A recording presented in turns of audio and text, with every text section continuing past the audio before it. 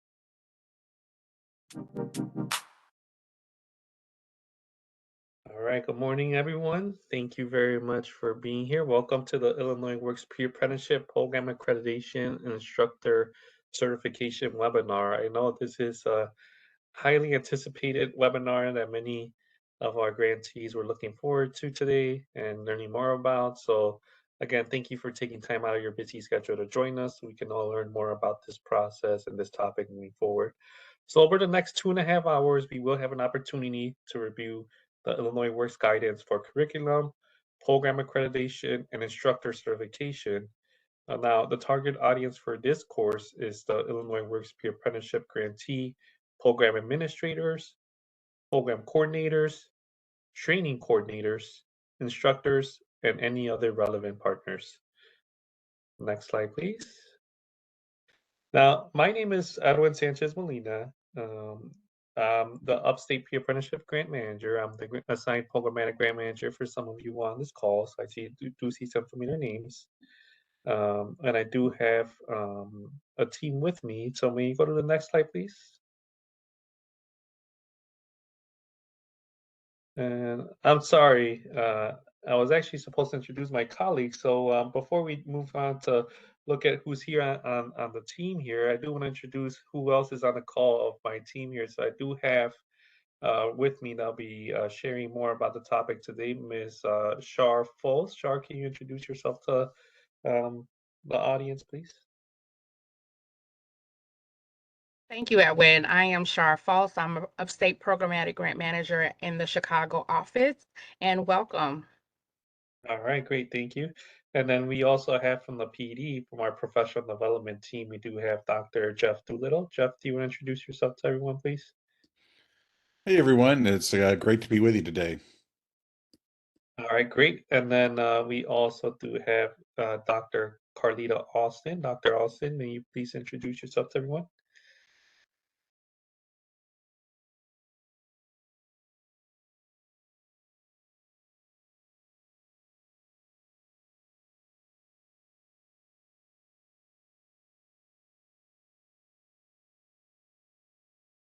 Okay. Good morning, everyone. Glad to have you here today. Just a little technical difficulty with the mute button.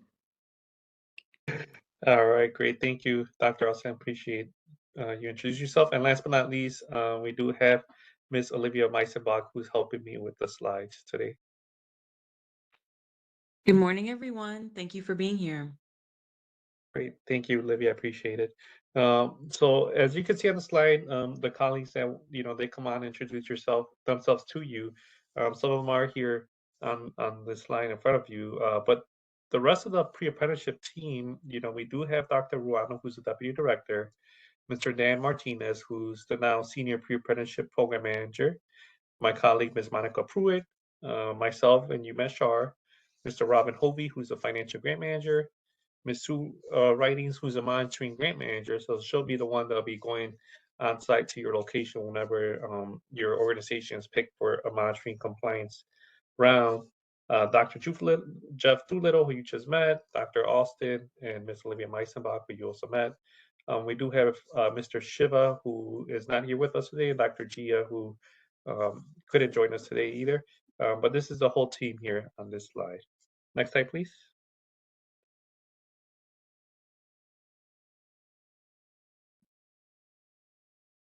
All right, so a little bit description about the course and why we're here today. So the Illinois Works was created a result of Governor Pritzker's historic $45 billion capital plan and his commitment to expanding equity in the Illinois construction workforce. Now, this exciting new initiative creates opportunities for Illinois businesses, communities, and families. As a result, substantial funding has been made available for the Illinois Works Job Program Act and its 3 programs. And again, this webinar was designed to provide our pre-apprenticeship program grantees with guidance and share best practices regarding the curriculum expectation, approved curricula, program accreditation, and most importantly, instructor certifications. And next slide, please.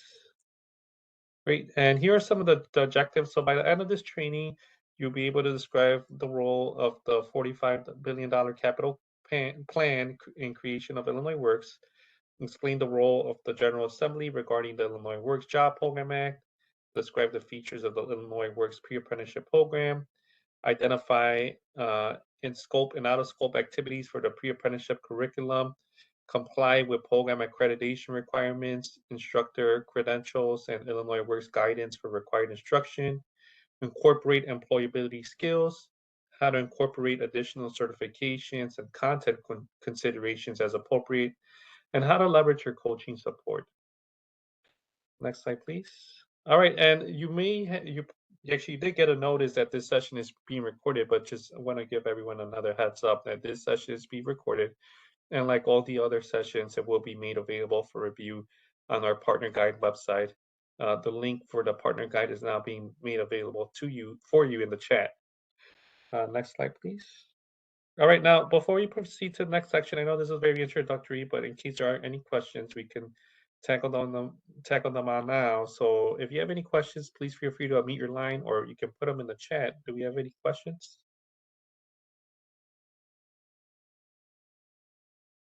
There are no questions in the chat. All right, great. Thank you, Dr. Austin. All right, so we'll move on. So we're on section 2, welcome introductions now. So by the end of this section, you'll be able to use the WebEx features and functions so you can fully participate in this training. And you also, by the end of this section, you identify what you hope to learn from this training. Next slide, please. Now, in order for you to, I guess I mentioned, for you to be fully engaged, let us review some basic WebEx system functions. I know many of you have used WebEx with us plenty of times, so you may be familiar and proficient with it. But some, this is their first time, or maybe a few times they have joined, so they may not be familiar with WebEx. So there's just some options for us to review. So there's the mute button below. There's a stop and start video. There's a raise hand below, emojis, and chat. So whenever we do ask for any questions, if you have any, again, there's a mute button where you could click to mute yourself to answer your question, or if you prefer to put them in the chat, you see where to answer that as well. Next slide, please.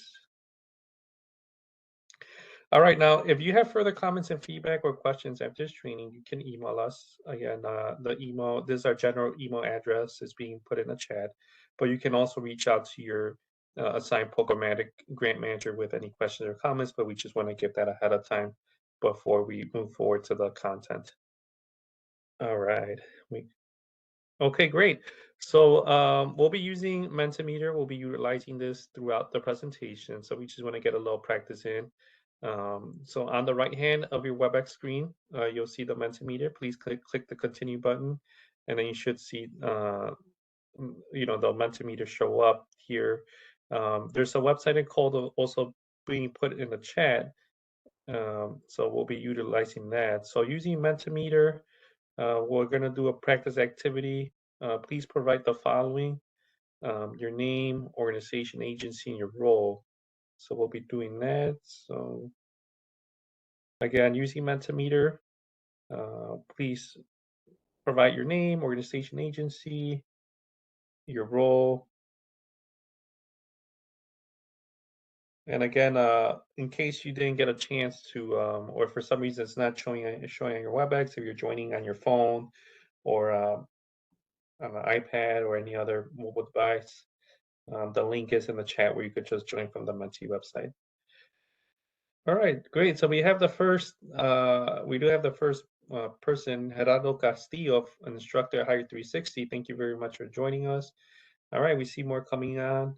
So we have Jabri Barrett from Clio, Damian Flores from Program Manager Hire 360, Janet Parales, Career Coach at Metropolitan Family Services, Alejandro de la Luz, Senior Director of Workforce at Lewis, Clarita Salazar, Senior Program Director at EDDR Foundation, Vanessa Portillo, Case Manager at Clio, Charles Thomas, MFS Workforce Specialist, Melissa Brown, Program Administrator at Eden Career Institute, William Diddy, Richland Community College, David, Instructor from Hire 360. Hello there, David.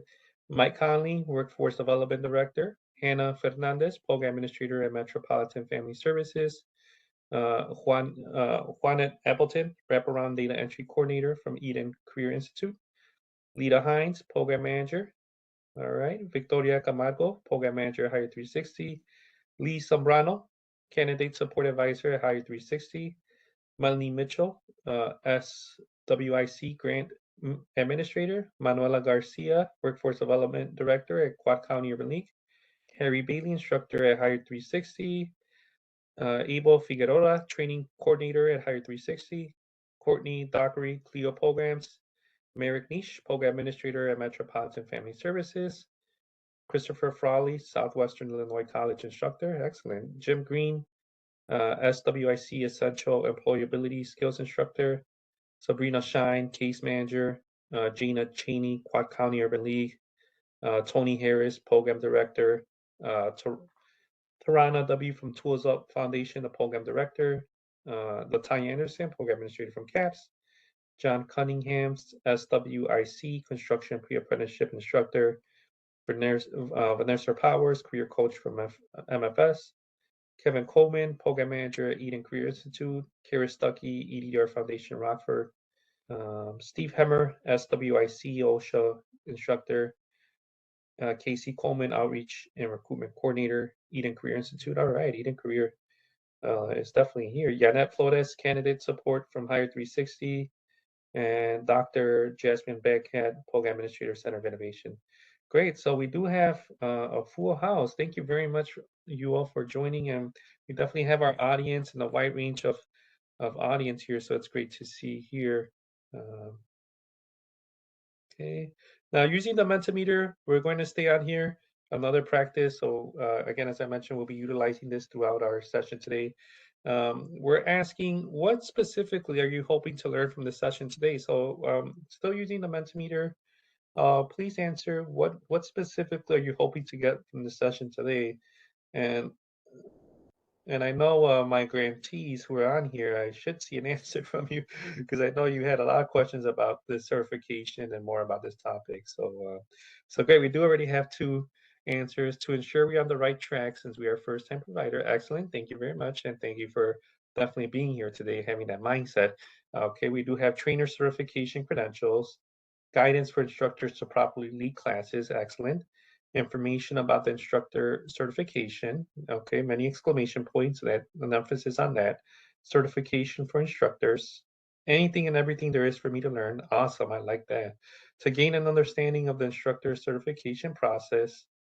Clarity on what are the steps we need to take to get an approved program and the training certification process. All right. Ensure that our instructors are properly certified. Waivers for instructor certification. Strategies for instruction delivery. Awesome, I like that. Better program position flow. Okay, rules that are required, first time and instructor certifications.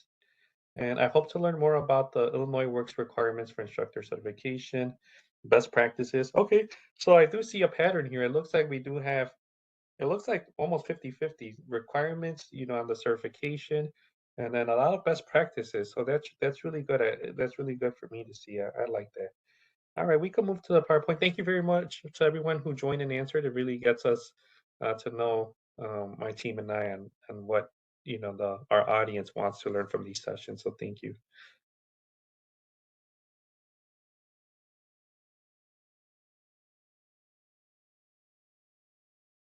And so, Edwin, as we move back to the PowerPoint, there is a comment in the chat. And the question is, what happens if someone couldn't make today's webinar? How can they do a makeup? And I believe, as general as it is, I can answer this one if that's okay with you. Yeah, please do. Okay, so if you missed today's webinar, there will be a recording in the placed in the partner guide. It usually takes about 3 to 5 days before it's uploaded.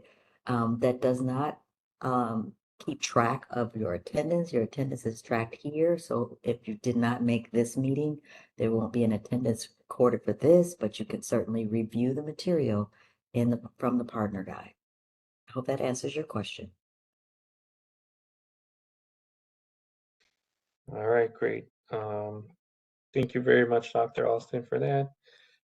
I know we're on this section, but before we move forward, are there any other questions?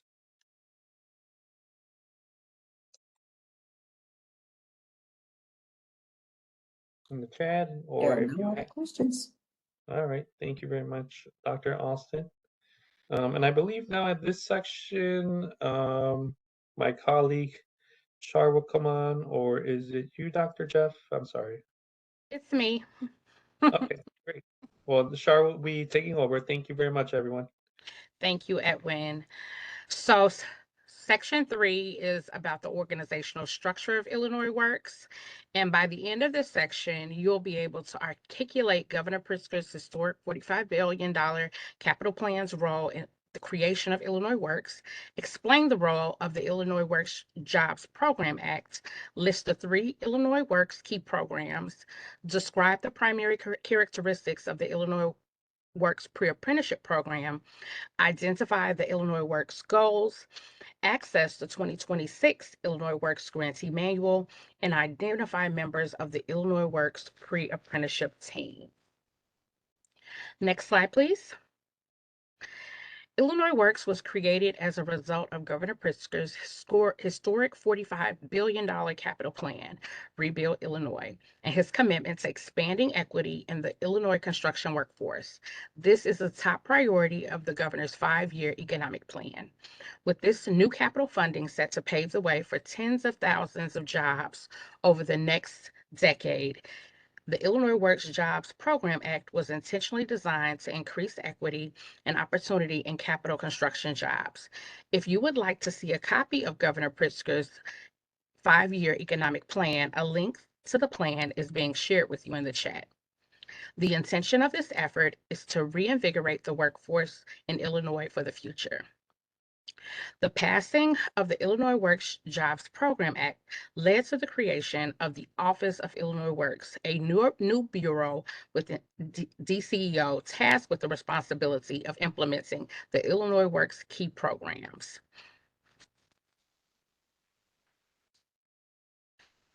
The Illinois Works Jobs Program Act is a statewide initiative to ensure that all Illinois residents have access to state capital projects and careers in the construction industry and the building trades.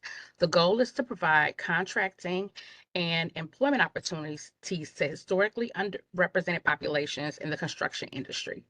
If you would like access to the Illinois Works Jobs Program Act, a link to the act is now being shared with you in the chat. Next slide. The Illinois Works is an innovative workforce development model.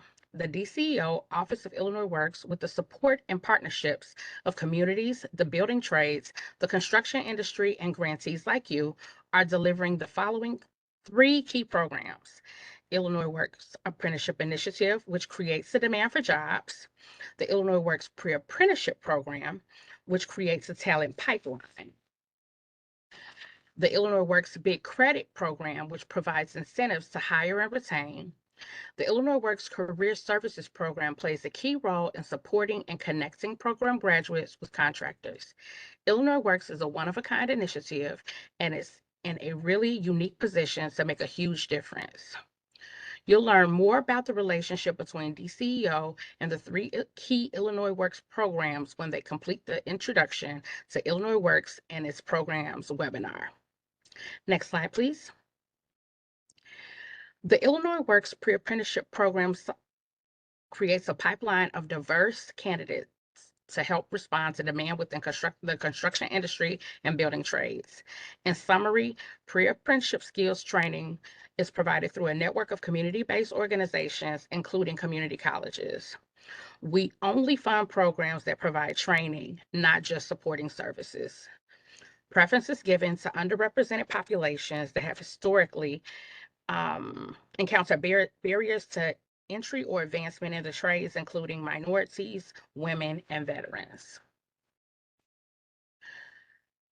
Underrepresented populations are our focus, but not exclusively. We will serve any Illinois resident in need. We provide free tuition and a stipend to participants who attend the program.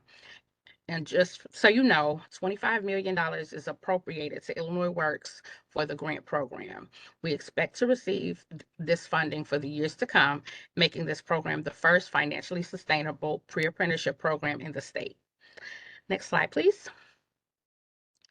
If we achieve our Illinois Works goals, we will have successfully partnered with community stakeholders to do the following: provide a career pathway for residents in disadvantaged communities, provide eligible apprentices with the skills for lifelong job security, promote construction as a viable job industry for women and minority communities, provide the construction industry with a consistent and skilled workforce for generations to come, all the while creating new partnerships between state agencies and community organizations.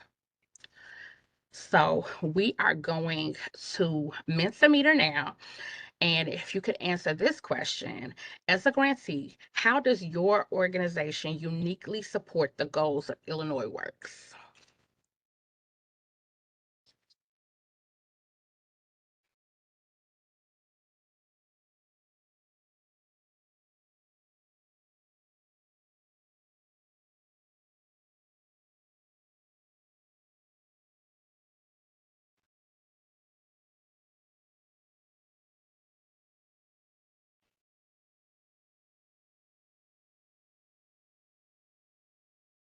So when we talk about the opportunities that are provided for the participants through support services and also training and certifications, things like that, how does your organization support those goals of Illinois Works?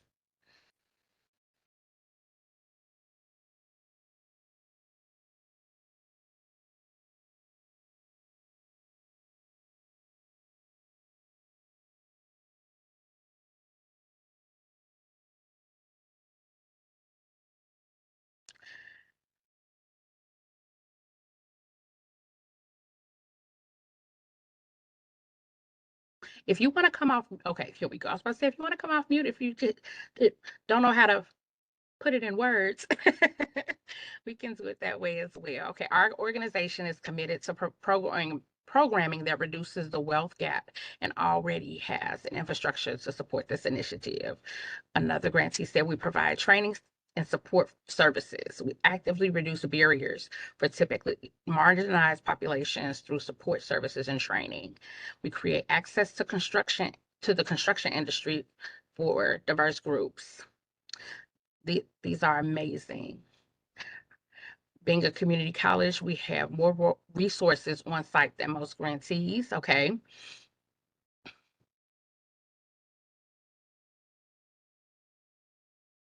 Facilitating contractor compliance and incentives, letting the community know about this opportunity. That's a great one because so many people don't know this is an opportunity for them.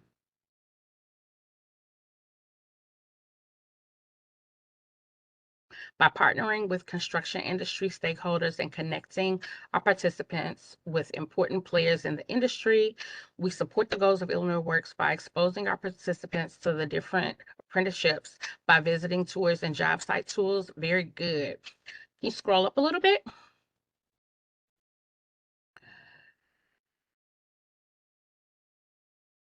To ensure we Okay. We train 3 Illinois Works cohorts each year, offering high-quality credit-bearing training to participants while offering support and wraparound services to assist them. Our program meets the participants where they are, providing hands-on training, mentorship, wraparound support, and clear pathways to apprenticeship. Advocate for Illinois Works students during union committee meetings. We provide wraparound services for candidates and support up to and beyond their employment. These are wonderful answers showing how you support the goals.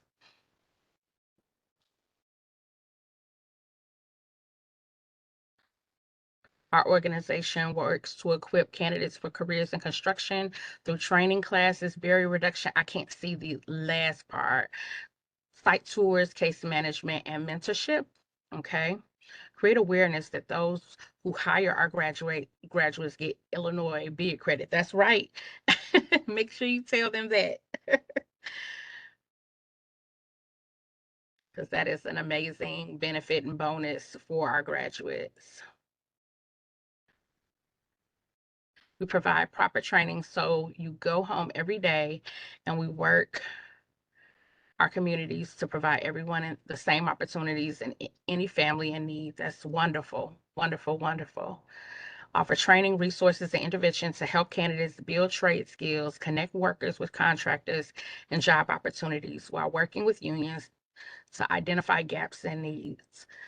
These are all great. Thank you so much for sharing the wonderful work that you all do every day to support Illinois Works, our participants and graduates.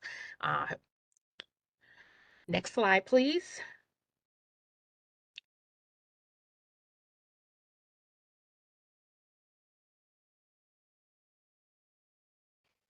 Most of you are already familiar with the Illinois Works 2026 Grantee Manual. The 2026 Grantee Manual is the resource for instructions, guidance, tools, and expectations for program design, implementation, and delivery. You will notice references to this document during this and most other Illinois Works trainings. If you have not yet accessed this document, a link is being provided for you in the chat now. Next slide. Are there any questions before we proceed to the next section? Doesn't look like there are any questions in the chat, Char. Okay, and now I'm trying to see who's next. So, Dr. Carlita, I am passing this off to you, and thank you all for being here and being the best part of Illinois Works. Great, thank you, Char. So for section 4, we're going to talk about Illinois Works curriculum. And by the end of this section, you'll be able to reference the training instruction and certification section of the 2026 Grantee Manual, locate training on the pre-apprenticeship life cycle, identify in-scope and out-of-scope activities for the pre-apprenticeship program curriculum, describe the Illinois Works curriculum approval process, differentiate between program accreditation and instructor certification, and then finally reference an instructor profile. So let's go on to training, instruction, and certifications.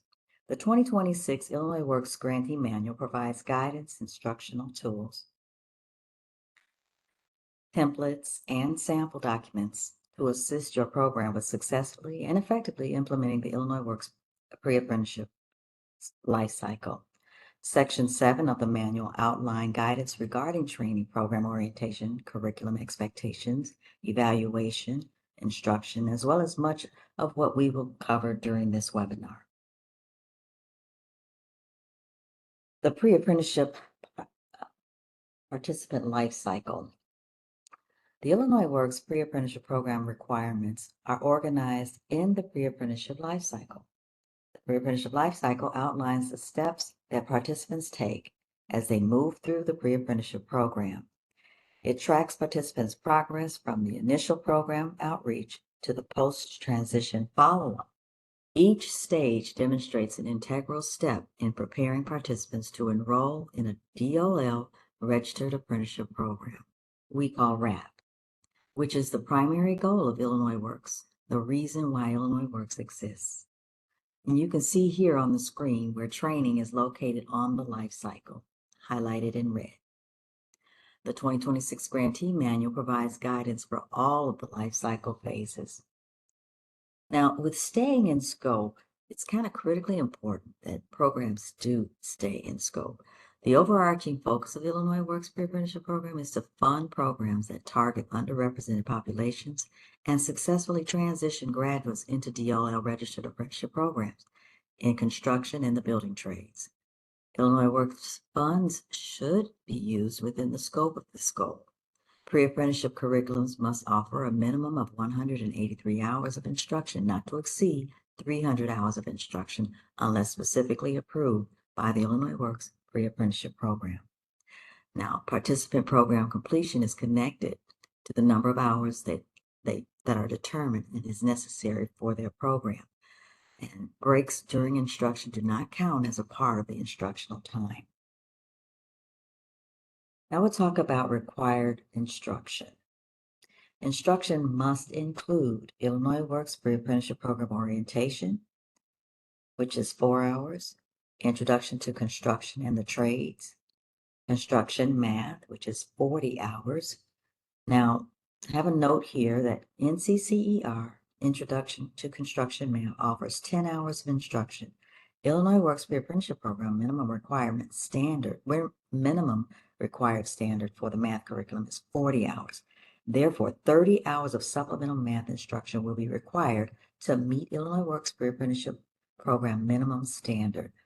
Illinois Works Pre-Apprenticeship Program recommends that grantees use the following NCCER supplemental mathematics course, Applied Mathematics.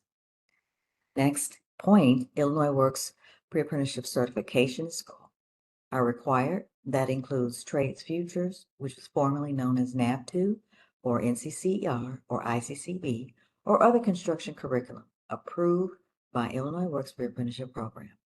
Then there's OSHA 10-hour construction, or approved NACER, NCCER Career Safe OSHA 10.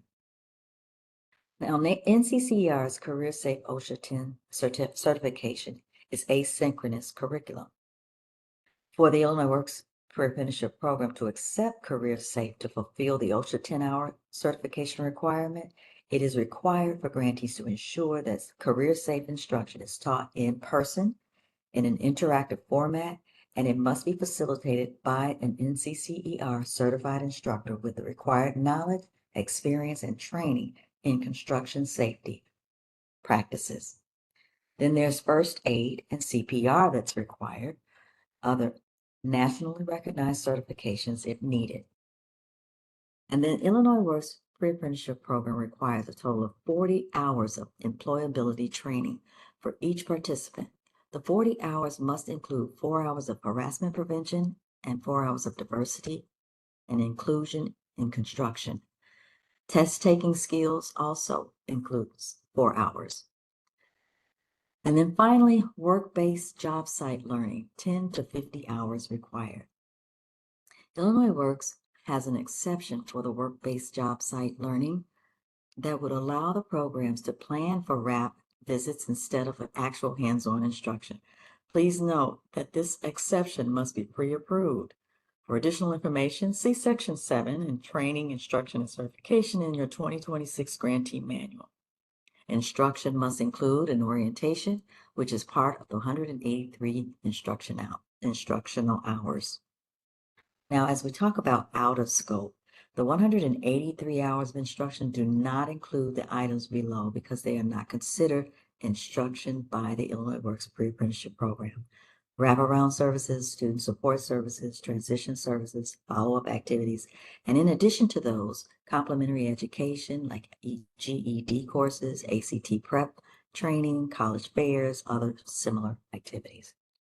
It's also important to note that complementary education and support activities such as GED and other services and that are outside of the goals and scope of the Illinois Works funding. So before proceeding, ensure that the in-scope, out-of-scope content is clear. Ask if there are is there any content section that they are considering and would like to know if it qualifies for part of the 183 instructional hours. So I'm going to ask that question. Is there anyone who feels that any of these supplemental programs like GED or ACT? Are you planning to use any of those? And if you do have that question, we want to make sure you know what is eligible and what is not eligible. Okay, so it looks like we don't have any comments in that area. We're going to move on. But if you are unsure or have questions regarding in-scope and out-of-scope activities, do not hesitate to reach out to your grant manager. So we're going to move on to curriculum approval.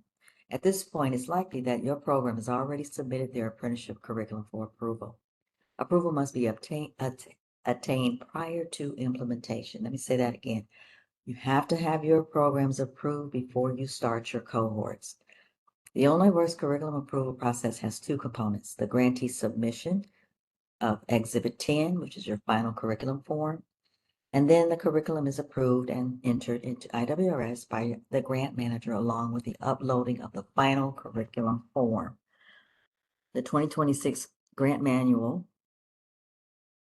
Manual provides a sample curriculum for grantees to use, and it's available in the appendix of that manual. Template 17 is the one you want to see.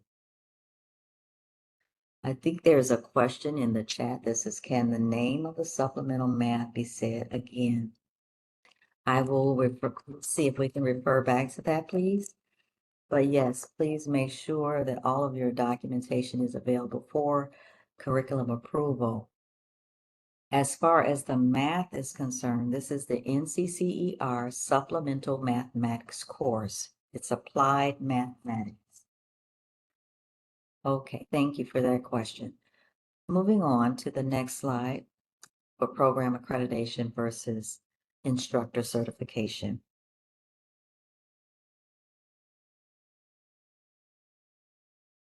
Thank you. Many curriculum requirements require compliance with two components: program accreditation, this is an assessment process used to ensure the competence of a training or educational program being provided by an organization that meets the acceptable levels of quality, complies with standards, and stays within scope of the accrediting body's expectations. While program accreditation may be required, it can be partial. And so once an organization is accredited, they may still require that instructors receive relevant certifications. And then the second component is instructor certification. Credentialing, also known as certification, is the process of evaluating an individual's knowledge and skills against specific professional standards. Certified instructors are individuals who have met the minimum criteria outlined by the certifying body and are now qualified to deliver specific instructional content. For the purpose of Illinois Works, the certifying body for the instructor is the program accrediting agency. For example, NCCR, Trades Futures, and ICCB. For ICCB, they do not have to take a certification course, but must meet a certain level of academic credentials. So let's take a look at the instructor profile. Below are Illinois Works recommended minimum requirements for instructors: in-depth knowledge of the subject matter, which we call subject matter expert; strong communication skills to effectively convey information to students; expert in adult learning principles; ability to engage students and create a positive learning environment; flexibility to adapt to different learning styles and student needs; organizational skills to manage course materials and assignments; creativity to design innovative teaching methods and activities; patience and compassion to work with students from diverse backgrounds; dedication to ongoing professional development and staying up to date with current research and trends; the ability to provide constructive feedback and support to students; and then strong work ethic and commitment to student success. Now, Illinois Works requires instructors to meet the following qualifications: a minimum of 3 to 5 years of professional experience in the area of instruction that they are providing training; active Illinois Works instructor training certification; and possess the required credentials or certifications to serve as an instructor for the respective curriculum. Instructors who have received equivalent training to the Illinois Works instructor training may request a waiver For more information regarding the waiver, please contact your assigned programmatic grant manager. Though these are all Illinois Works recommended requirements, certifying bodies may have their own criteria for instructors, which they are accountable for complying with.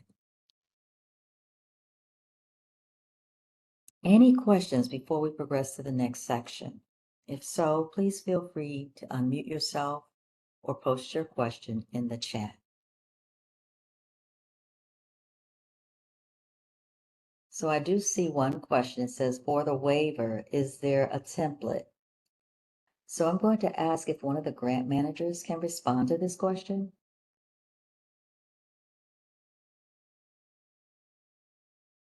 Hi. Currently, great question. Currently, there is no template. So there have been grantees and organizations that have requested a waiver early on, and typically how that's been done is through an appeal letter, and that's I'm supposed to be in your organization's letterhead explaining, the type of waiver you're looking to ask for. And that should include, in addition to that, in that attachment, there should be an attachment that has evidence that the instructor meets all those requirements that Dr. Austin recently that she just went over. So some I could tell you off the top of my head, some that they could approve are instructors that were previously teachers in high school or middle school level. So the grantees included information on their professional educator license, showing how they're a licensed educator in Illinois with specific endorsements, like some in CTE. So things like that. So we will need information that evidence that backs up your request, showing that this instructor meets those qualifications. Thank you, Edwin. Okay, so we are going to move on to our next section, Section 5, and this is the Illinois Works pre-approved curriculum. By the end of this section, you'll be able to identify the Illinois Works approved construction curriculum, access program accreditation and instructor certification information, comply with the Illinois Works guidance regarding curriculum implementation and instruction, access Illinois Works coaching support. So for construction curriculum, Illinois Works requires all pre-apprenticeship programs to deliver a construction curriculum. There are 3 approved construction curriculums: Trades Futures, NCCER, and ICCB.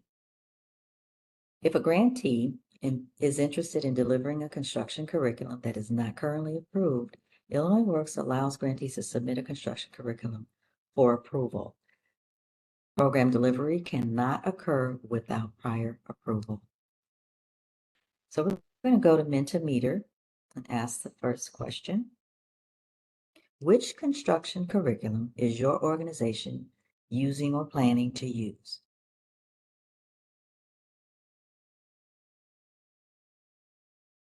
Again, I'll say that. Which construction curriculum is your organization using or planning to use?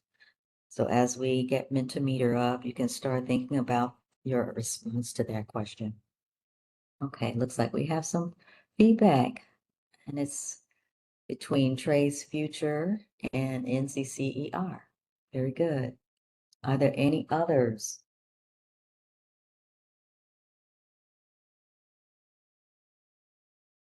So in the chat, we have NCCER. Thank you. We have 1 ICCB. Great. Okay, well, the numbers are changing. We have 9 Trades Futures, 11 NCCERs. Good. Keep them coming. Keep them coming. All right. A few more seconds to give people a chance to respond. Great. Thank you for your responses. And then we will review each of these during this section. So let's start with Trades Future. So we'll go back to the PowerPoint.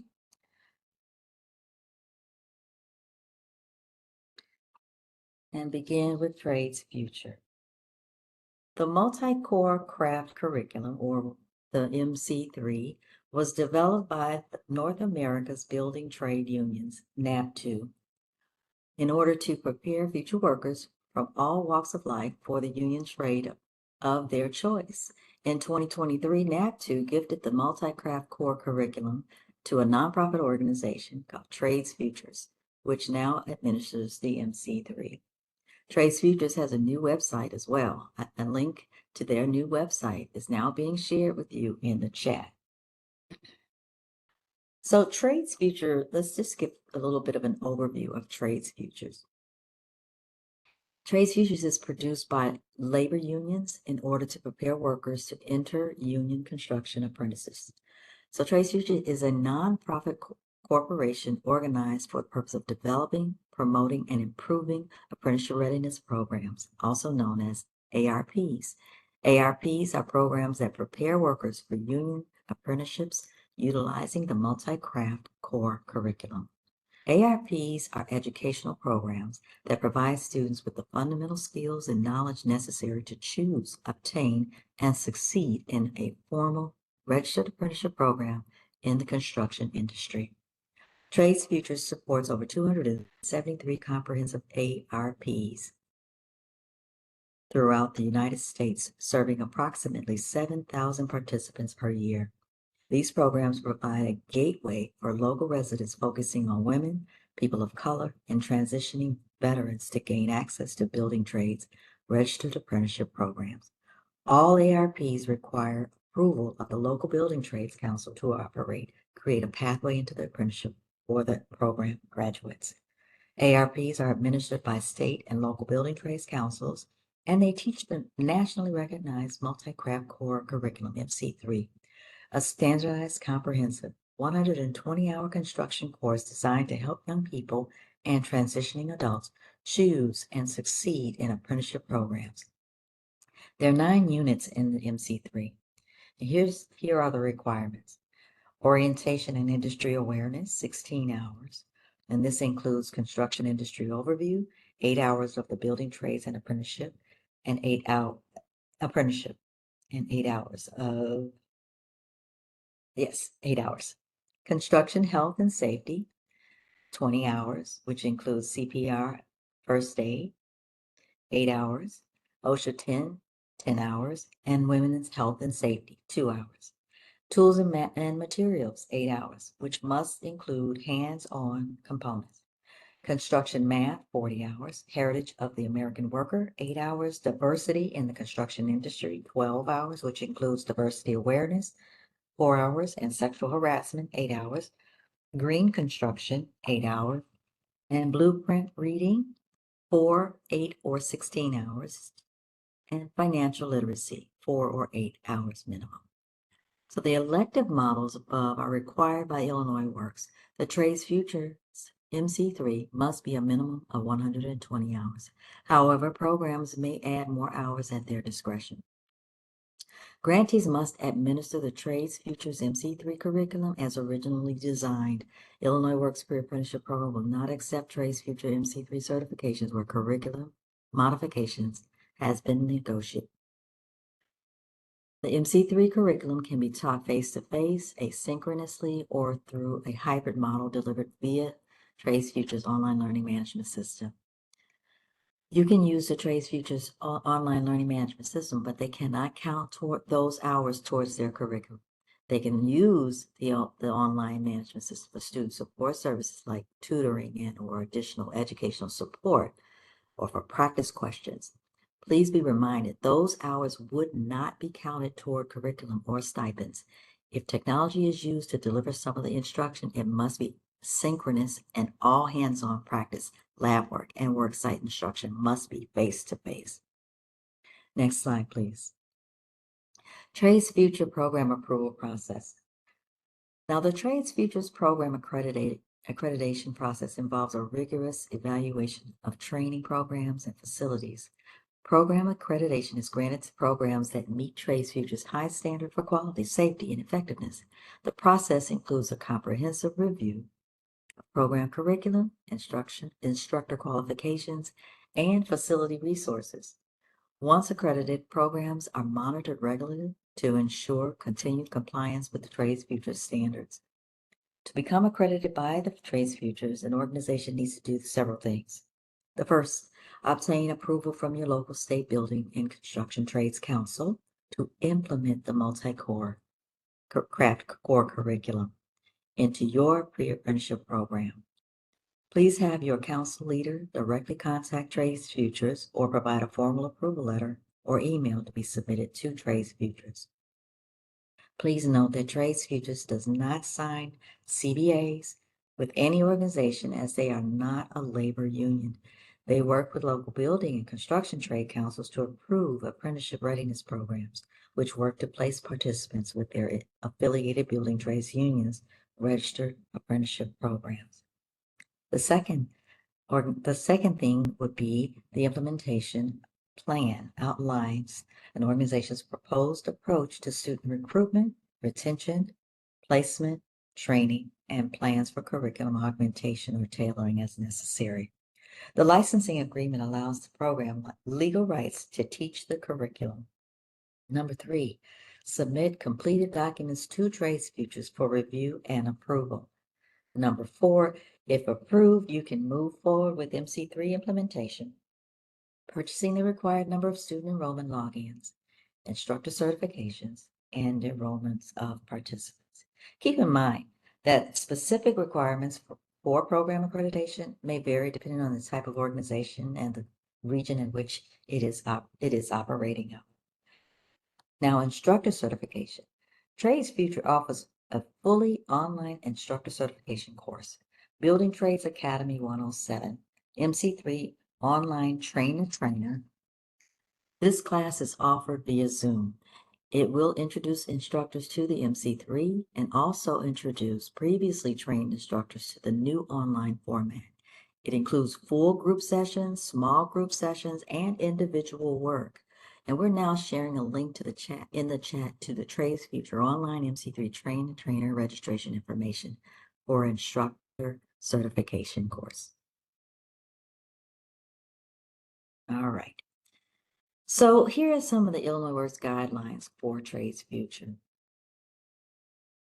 Must be delivered as originally designed, although Trades Future may grant permission for modifications. This will not be acceptable by Illinois Works. The most current version or edition of the curriculum must be delivered. Although this curriculum includes soft employability skills, grantees are still accountable for delivering a minimum of 40 hours of employability skills. And it must comply with the Trades Future testing and evaluation requirements. It must also comply with Illinois Works testing requirements. If Illinois Works requirements exceed Trades Futures built-in tools, grantees are expected to create tools like PROS tests, etc., to supplement what is already built in. And then finally, it must have access to online testing and evaluation resources. The link to Trades Future fact sheet is being shared in the chat. Now, our contact person for Trades Future is Mr. Jack McHughes, Senior Program Manager, and we're now sharing the information in the chat.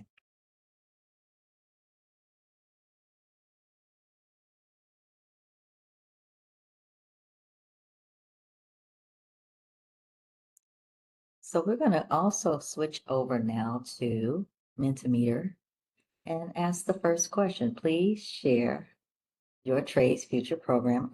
Actually, we don't need to switch to Mentimeter. We can do this one in the chat. So using WebEx, answer the question on the screen. Share your Trades Future program accreditation process. So this is where we want to find out what you've experienced. So if you would, raise your hand if you are using the Trades Future so we can get a sense of who's using Trades Future.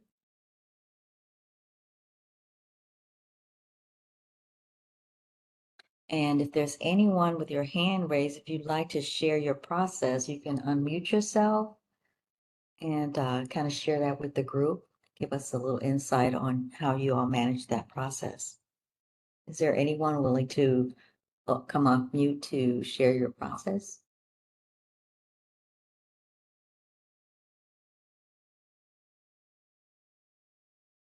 Okay, I don't see anyone mentioning anything in the chat, so we're going to move on.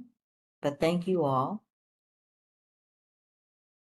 And we're going to go to our next certification body, and that's the National Center for Construction Education and Research, NCCER.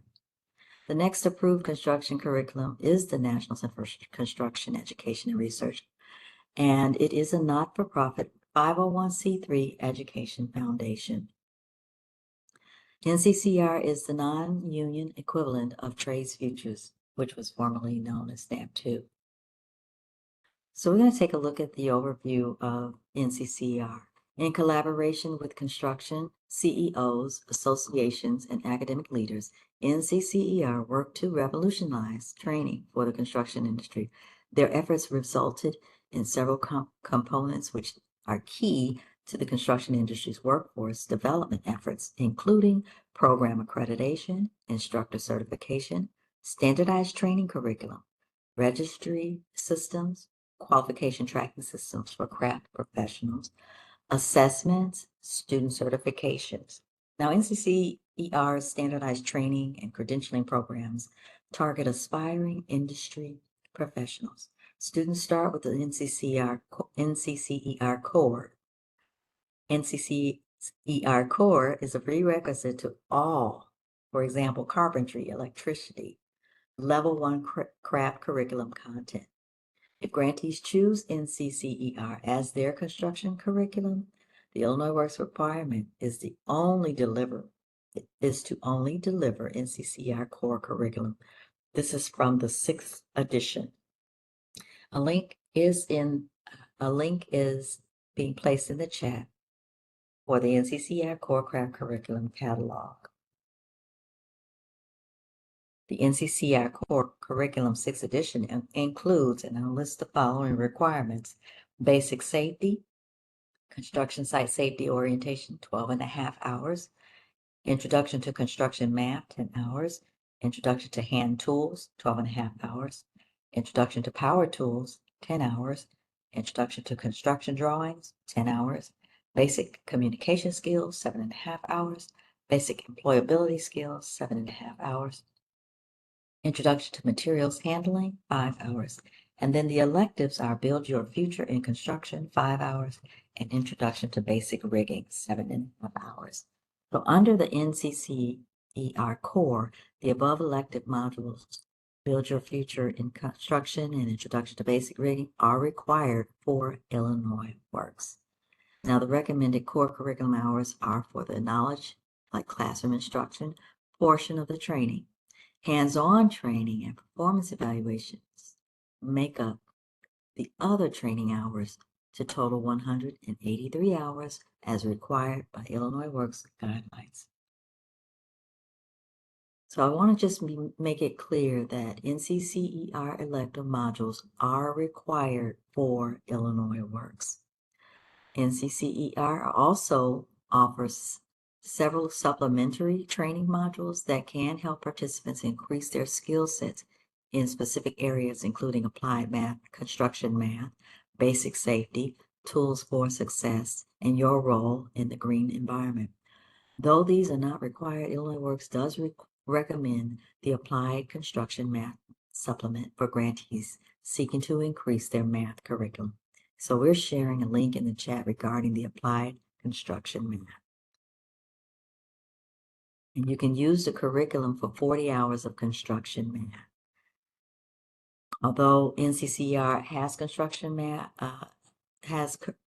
curriculum for more than 70 craft areas beyond the core curriculum, is not required nor appropriate for Illinois Works pre-apprenticeship program, and thus should not be delivered as a part of their Illinois Works pre-apprenticeship program.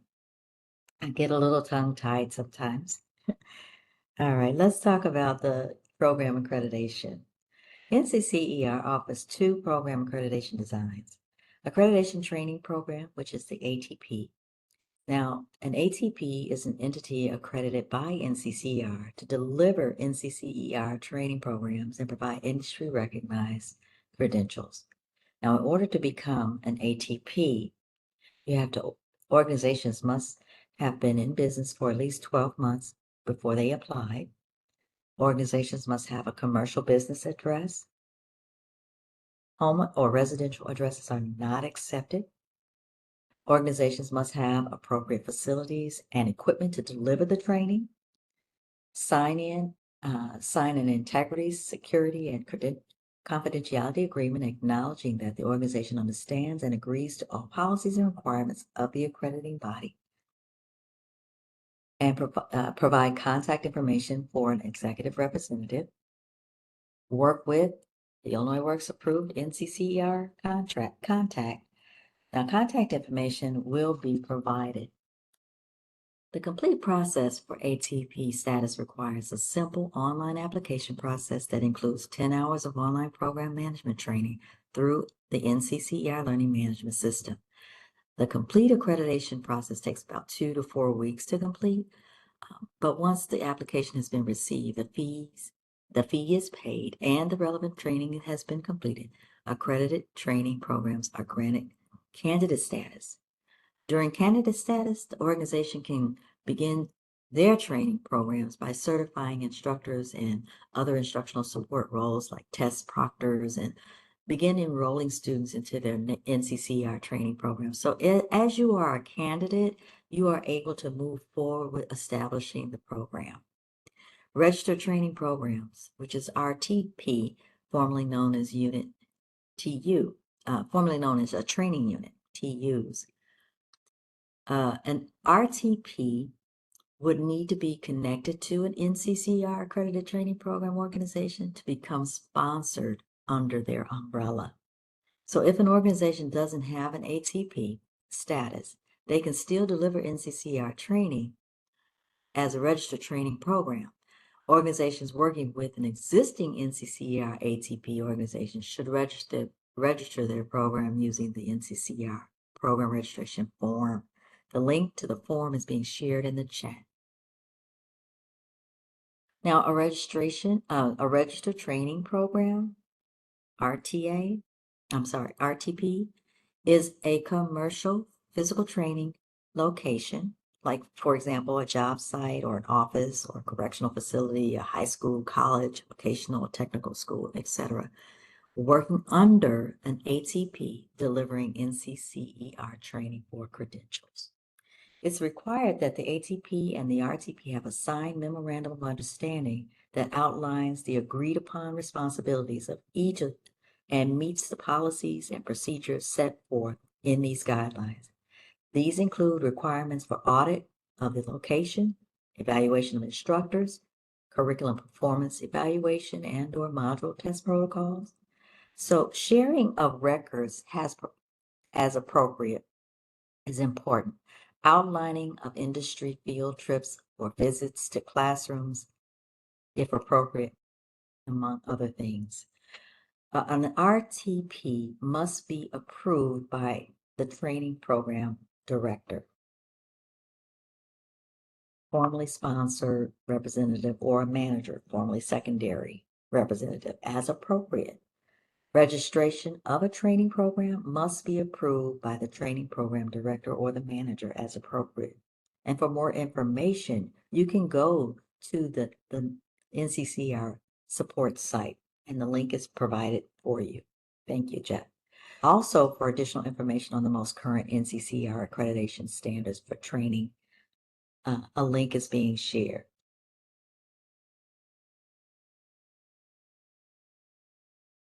Next, we'll talk about the instructor certification. The instructor certification, the instructor is an individual who meets the required qualifications as stated in these accreditation standards and is approved to conduct training for the accredited training program or a registered training program. NCCER training is required. So here are the eligibility. They must be eligible instructors. The training program director or manager of the accredited training program and/or program contact at the registered training program are responsible for collecting, maintaining, and validating documentation and experience. The training program director, manager, and/or program contact must ensure that an individual has the appropriate qualifications and/or time in the field to teach the module and/or levels of the craft that they are being approved to teach. So there is a vetting process. These are certifications are strict and must be adhered to. And this could mean that an individual with 2 years of field experience and a validated resume could be qualified to teach a core and level 1 or level 2 of a craft title. If an individual is going to be approved to teach all levels of craft, they must possess at least one of the following: experience at a minimum journey or licensed technician level, which means it's about 4 years of experience in the specific craft that they are going to teach, or a minimum of 3 years experience as a certified teacher in a vocational technical construction or maintenance related training program in the specific craft they're going to teach. The NCCER Instructor Certification Training Program, ICTP, is an online program delivered directly through the NCCER Learning Management System. This online blended course provides all the information, policies, and procedures and systems training needed to operate the NCCER accredited programs and appropriately provide the required instruction and credential testing for learners. So full instructor certification training programs, these are non-certified educators, 16 hours, which includes teaching pedagogy instruction. And then there's the abbreviated ICTP, which is certified educators, 4 hours, bypassing pedagogical instruction. The ICTP was developed as a part of the program accreditation process. It kind of ensures that there's a uniform and consistent delivery of training. Illinois Works requires instructors meet the following qualifications above and beyond the NCCER instructor qualifications and requirements. So Illinois Works require a minimum of 3 to 5 years of professional experience in the area of instruction that they are providing the training. And they also require an active Illinois Works instructor training certification. Instructors that have received equivalent training to the Illinois Works instructor training may request a waiver. For more information regarding the waiver, please contact your assigned programmatic manager. All individuals who completed the master trainer certification before June 22nd will be able to continue to function in this capacity. However, it is important to note that this role has been discontinued for future certification credentials after June 2022. So for more information regarding course offerings, we're sharing a link and contact information in the chat now. Okay, so let's talk about the Illinois Work Guidelines for NCCER. They must be delivered as originally designed. Illinois Works will not accept any modifications. The most current version of the edition of the curriculum must be delivered, which is the 6th edition. Must provide a minimum of 40 hours of employability skills above NCCER's current curriculum and must include harassment prevention, 4 hours, and diversity and inclusion in construction, 4 hours. NCCER has Spanish language instructional materials available. However, Illinois Works requires instructional content to be delivered in English. Now remember that outreach and recruitment activities can be tailored to the language of the specific target audience. This criterion is only relevant to instruction. And then they must comply with the NCCER's testing and evaluation requirements. Must also comply with Illinois Works testing requirements. If Illinois Works requirements exceed NCCER's built-in tools, grantees are expected to create tools, for example, post-test, to supplement what is already built in. And then they must have access to online testing and evaluation resources. If utilizing NCCER CareSafe OSHA 10-hour construction curriculum, must be provided in person by a certified NCCER instructor.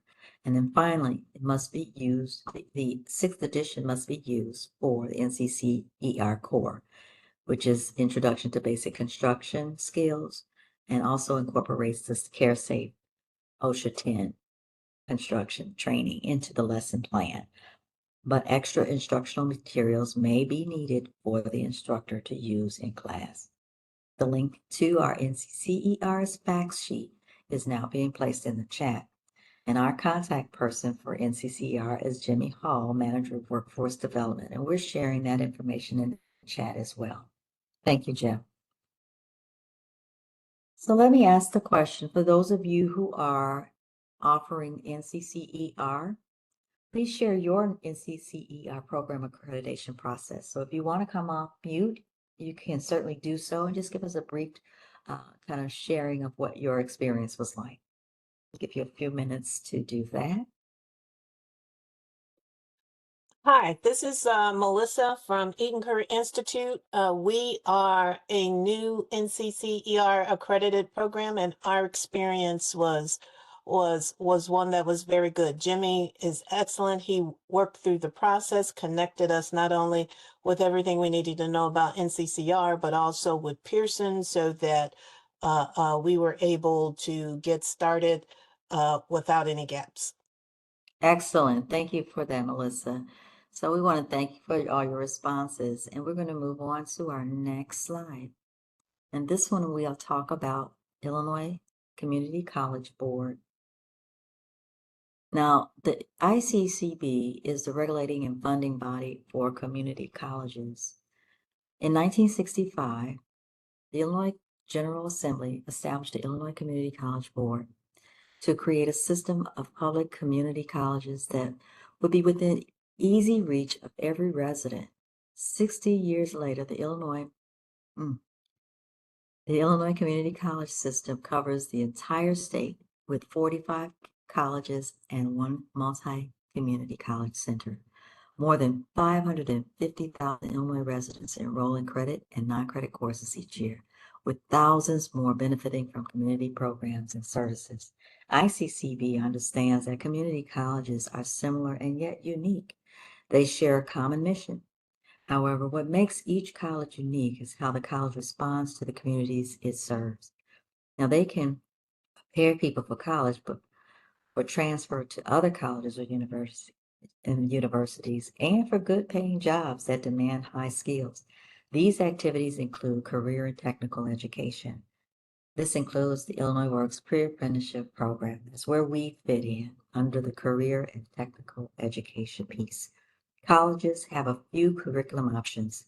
They can design their own construction curriculum. If they decide to design their construction curriculum, it must receive the following: Illinois Works approval, and for approval, it must comply with Illinois Works construction curriculum standards, and then it should ICC approval. Once approved, the college can deliver its construction curriculum and give the applicable credentials, whether it's basic or advanced certifications.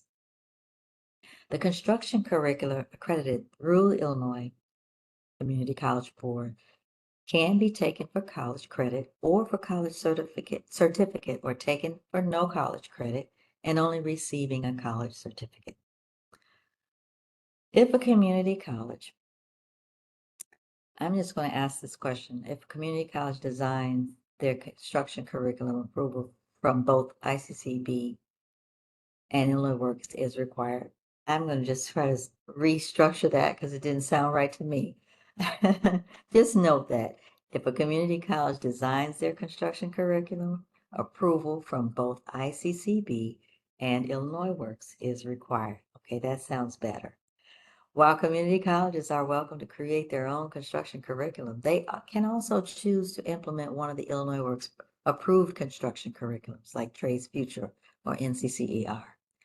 Now, they are also welcome to identify a construction curriculum other than Trades Future or NCCER, but it must be submitted to Illinois Works for approval prior to delivery. So everything has to be approved if it's not what was standardized. For more information about the ICCB approval process, we're sharing a link to their program approval manual in the chat now. And you can see Chapter 2, Career and Technical Education. All right, so there's some guidelines that Illinois Works has for ICCB. And the first one is the approved version of the curriculum must be delivered without modification, must provide a minimum of 40 hours of employability skills and include harassment, 4 hours, diversity and inclusion in construction, 4 hours. OSHA 10-hour construction and first aid CPR certifications must be delivered as a part of their curriculum. ICCB approved certifications do not generally include these credentials, and it must comply with the ICCB's testing and evaluation requirements. ICCB's current curriculum complies with Illinois Works evaluation guidance, so that's a plus. And then finally, ICCB approved community colleges may choose to deliver Trades Futures or NCCER. Now, our contact person for ICCB is Tricia Broughton, and we're sharing this information in the chat now. Thank you, Jeff. So with our next WebEx question, for those of you who are using the ICCB curriculum, please share your experience getting your curriculum approved through ICCB. So you can unmute yourself and share that.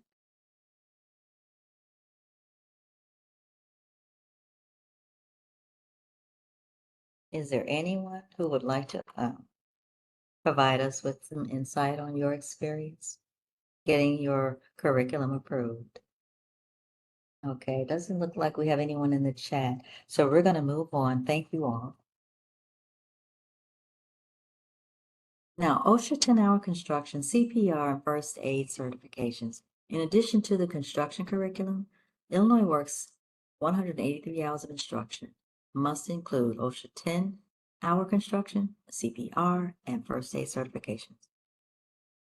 Now, OSHA 10-hour construction certification overview includes the Occupational Safety and Health Administration, known as OSHA, is a large regulatory agency of the United States Department of Labor. They ensure safe and helpful working conditions for workers by setting and enforcing standards and by providing training, outreach, education, and assistance. With the Occupational Safety and Health Act of 1970, Congress created OSHA to ensure safe and healthy working conditions. The OSHA Act covers most private sector employers and their workers, in addition to some public sector employers and workers in the 50 states and certain territories and jurisdictions under federal authority. As a note, those jurisdictions include the District of Columbia, Puerto Rico, the Virgin Islands, American Samoa, Guam, Northern Mariana Islands, Wake Island, Johnston Island, and the Outer Continental Shelf lands as defined in the Outer Continental Shelf Lands Act. So it's a pretty broad spectrum of coverage for protection. OSHA requires employers to provide training to workers who face hazards on the job. They help accomplish this by first creating training materials, next distributing training grants to nonprofit organizations, and finally providing training to authorized educational centers. The OSHA Outreach Training Program provides workers with basic and advanced training about common safety and health hazards on the job. The OSHA 10-hour construction certification teaches basic safety and health information to entry-level workers in construction and general industry. Part of the OSHA Outreach Training Program includes the following: serious workplace hazards, workers' rights, employer responsibilities, and how to file an OSHA complaint. So OSHA program accreditation. The OSHA Training Institute, OTI, education centers are an extension of the OSHA Training Institute, which is the division within the Occupational Safety and Health Organization that serves as primary training provider for OSHA. OTI targets federal and state compliance officers and state consultation program staff, but also provides training for federal personnel from agencies other than OSHA and private sector personnel on a space available basis. The OTI education centers were formed as a national network of nonprofit organizations authorized by OSHA to deliver occupational safety and health training to public and private sector workers, supervisors, and employers on behalf of OSHA in response to demand. So they also act as the authorizing training organizations, which we call ATOs, in administering the outreach training program. Now, OTI education centers provide OSHA training not only at their location, but at their host training organizations throughout their respective OSHA region. So the OTI Education Centers have the ability to deliver OSHA training for companies at their work site on a contract basis. So they will go to wherever they need to go to do the training. OTI Education Centers are selected through a national competitive process, which is announced through the Federal Register Notice of Competition. To be eligible to apply for consideration as an OTI Education Center, organizations must be a nonprofit organization with demonstrated experience in developing curriculum, delivering occupational safety and health training, and have appropriate training facilities. Authorized OTI Education Centers are selected for a period of 5 years. For more information on the OTI Education Center Notice of Competition and requests for applications, we're providing a link in the chat. Now, though accreditation as an OTI is possible, it's not required for Illinois Works.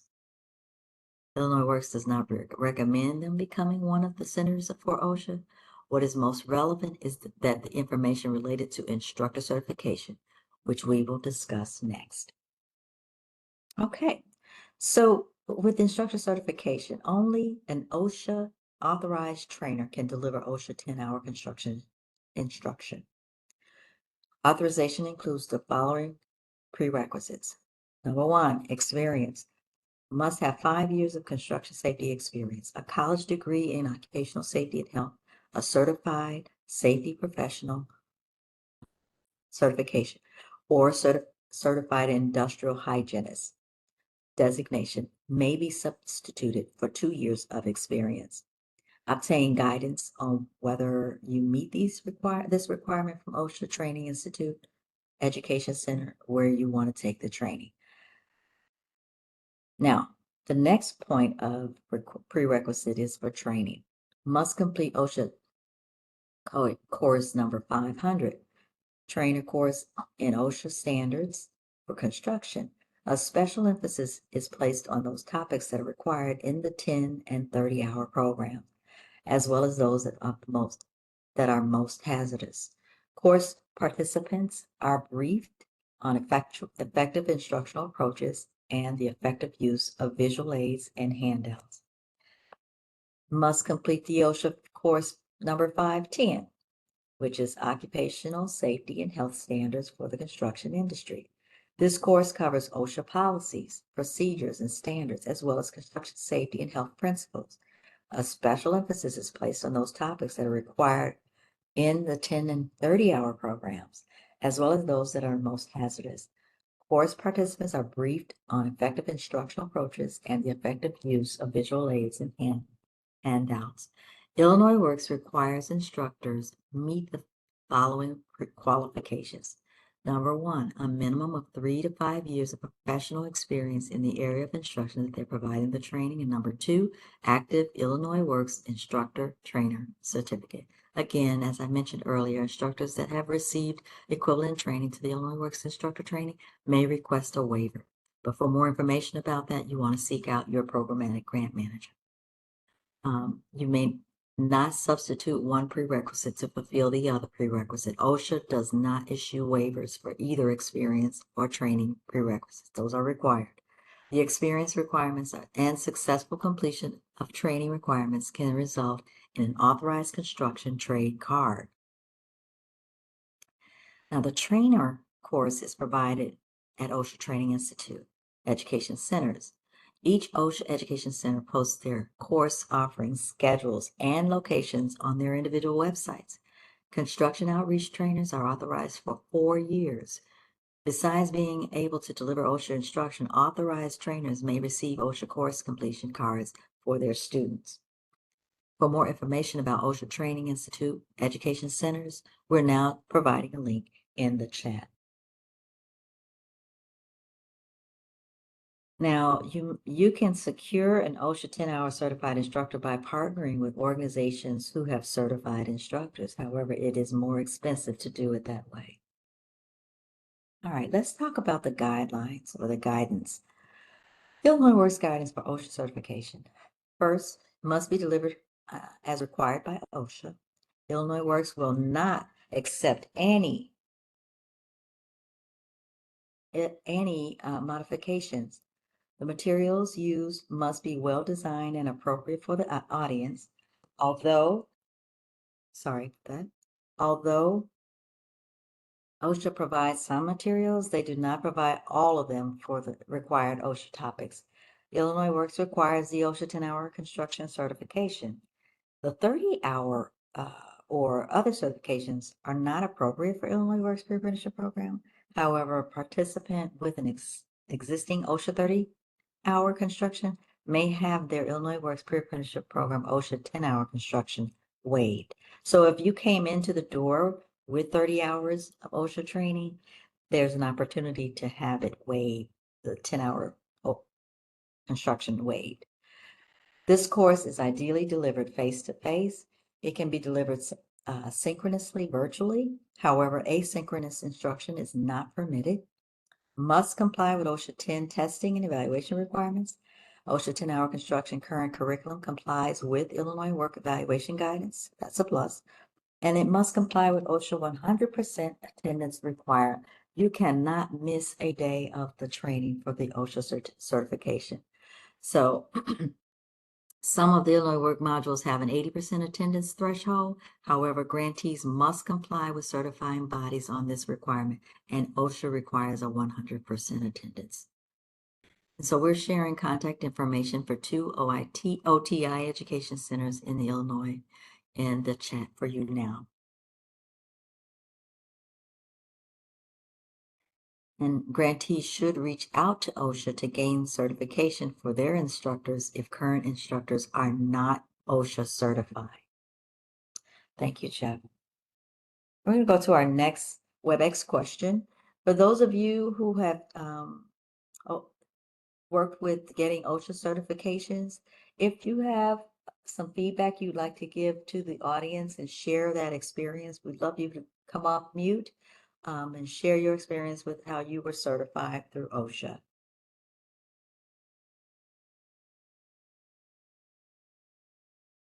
Are there any takers?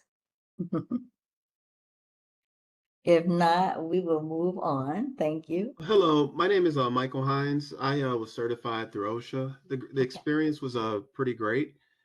It was long days. The classes were very long, but very structured, very organized, and we learned a lot. It was a lot of different people in my class from all over the United States. So just a wealth of knowledge in the room. So it ended up being a fun experience, long but pretty fun as well. Thank you for sharing that. You're Appreciate welcome. your response. Mhm. Hey, Tim Nuzzo here. Go ahead. Yes, I was just going to share. I also, I thought it was good. It was a 2-week course. 1 week was a prerequisite, the 510, where you kind of learn how to find all the standards, and then the second week where you're putting it all into play, and it really kind of eased the pain of trying to teach safety on courses that you're not familiar with. Like they threw me in my teach back was on welding, an area that I'm not in, but it really teaches you that as long as the standards are there, and you just got to teach a safety standard. So I felt it very beneficial and I enjoyed it. Thank you for sharing that. Anyone else before we move on? Okay, very good. Next slide, please. So now we're going to talk about CPR first aid certification. And as an overview, the American Red Cross prevents and alleviates human suffering in the face of emergencies by mobilizing the power of volunteers and generosity of donors. In addition, the American Red Cross provides training and skills that help individuals prevent, prepare for, and respond to emergencies. Among those are first aid and cardiopulmonary resuscitation, better known as CPR. Many jobs that address health emergencies or have hazardous work environments require training to ensure employees have an up-to-date life-saving skills. Now, the Red Cross offers flexibility in delivering training that responds to this need and meets OSHA guidelines. So with first aid, training and certification qualifies participants to provide the basic medical care in good faith to sick or injured persons to maintain life and prevent further injury until professional medical care becomes available and takes over. Now, CPR certification confirms that the participants are available to perform adequate CPR skills. The instructor must certify that the participant has completed the formal CPR training, comprehends the minimum requirements for certification, and has passed the written examination. So they also provide AED training, but it's not required for Illinois Works purposes, nor is it recommended, as job sites do not tend to have AED machines. So for CPR first aid instructor requirements, the Red Cross first aid and CPR instructors must be certified to facilitate CPR first aid training and award a certificate. The Red Cross can train instructors at community centers, online, or at the grantees' facilities. Illinois Works requires instructors meet the following qualifications. They must have a minimum of 3 to 5 years of professional experience in the area that they're choosing to, or that they will be providing that training, and have an active Illinois Works instructor training certification. As I said before, if instructors that have received equivalent training to the Illinois Works instructor training, they may request a waiver, but for more information regarding any waivers, you need to contact your programmatic grant manager. You can also secure a first aid CPR certified instructor by partnering with the organizations who have certified instructors. So if you know of an organization who already have instructors that are certified, you certainly can partner with them, but that can be expensive. So here are some of the guidelines or the guidance for CPR first aid certifications. Must be delivered as originally designed. Illinois Works will not accept any modifications. The most current version or addition of the curriculum must be delivered. Must comply with CPR and first aid testing and evaluation requirements. Must comply with CPR and first aid 100% attendance requirement. Some Illinois Works, as I mentioned before, have an 80% threshold for attendance. However, this particular certifying body requires a 100% attendance. Though they will find information about the Red Cross in the you will find information about the Red Cross in the 2026 grantee manual. The American Heart Association also has an instructor certification program. Both of these curricula and certifications are acceptable for Illinois Works purposes. And we're now sharing contact information for both instructor certification programs in the chat. Thank you, Jen. So here's our final question for certification. And if you have experienced your certification for CPR and first aid, I'd love for you to come off mute and share that with us. I see Tim. Go ahead, Tim. Yeah, hi. Again, this is Tim again. I'm an apprentice instructor at Union Painters Finishing Trade Institute. Yeah, we took this about a year ago. Actually, going to be taking another one in about 2 months, doing it again to get re-upped. But it was a great course. We did it with HSI, and I got a lot out of it. And I thought it was very beneficial. Great train the trainer course, and you learn quite a bit. And then they give you great updates when they arrive. So it was a good time. Very good. Thank you for sharing that. Is there anyone else who'd like to share their experience? Yes, this is Mr. Shine from Higher 360 Chicago. I just recently obtained my certification for instructor certification. I did it with the Red Cross. It was a very long class, that both online. There's an online portion, and then there's an in-person portion. But it's very informative, and it definitely prepares you well to be able to teach a class going forward. Excellent. Thank you. Anyone else? I'll chime in as well. Steve Lefevre, North Central Illinois Finishing Trades Institute. This is building off of Tim's comment. We're both colleagues together. Been around a little bit longer. So we've worked with American Red Cross, American Heart Association, and now found the Health and Safety Institute, which has been easier to work with, a shorter train the trainer course, cheaper for individual card processing, and they've got a really good national network to where you should be able to find instructor trainers throughout the state of Illinois that are pretty flexible and don't need the larger classes. So if anybody hasn't gone that route and is thinking about it, I'd highly recommend HSI as an option. Great. That's some great information. Thank you for sharing those bullet points. All right, we're going to move on to our next slide. So with coaching support, if you would like additional support with your program accreditation or instructor certifications, Illinois Works Coaching is available. Program coaching is required for Track 2 and Track 3 organizations. Program coaching is a tailored engagement between a professional coach and a grantee. This opportunity allows grantees to receive individually tailored support with the goal of mitigating or preventing program challenges and proactively supporting program success. Coaches are not programmatic staff and cannot assist grantees with programmatic delivery. That's important to know.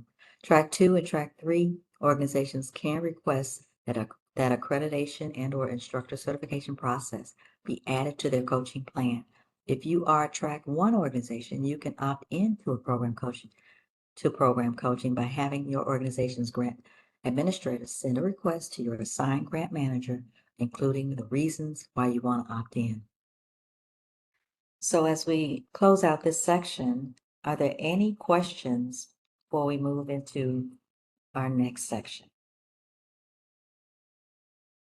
If so, you can come off mute or put it in the chat and we'll respond. All right, it's like we don't have any questions, so we're going to move on to the next slide.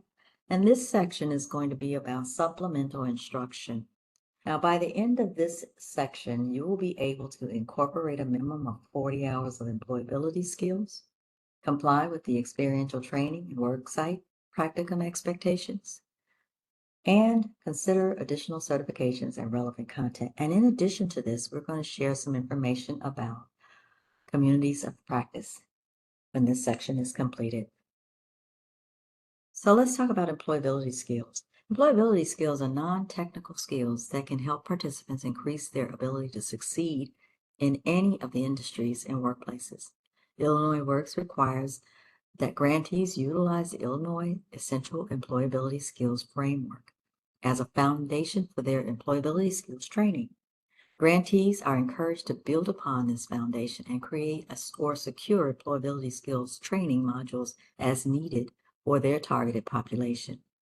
The Illinois Works Peer Apprenticeship Program requires a total of 40 hours of employability training for each participant. The 40 hours must include 4 hours of harassment and prevention, 4 hours of diversity and inclusion in construction. The Illinois Essential Employability Skills Framework is designed to define and clarify essential employability skills and provide a standard for the state of Illinois. Essential employability skills are those general skills that are required to be successful in all sectors of labor markets and are separate from the technical skills attained in the career pathways or academic skills such as math and reading and construction skills. The framework was developed through a collaboration of Illinois Community College Board, the Illinois Department of Commerce and Economic Opportunity, representatives of Illinois businesses, local chambers of commerce, secondary, post-secondary, and adult educators and professionals, and other important stakeholders. So to learn more about employability skills, we are now providing a link for you in the chat. The framework is comprised of 4 primary skills: personal ethics, work ethics, teamwork, and communication, each with a subset of behaviors or actions.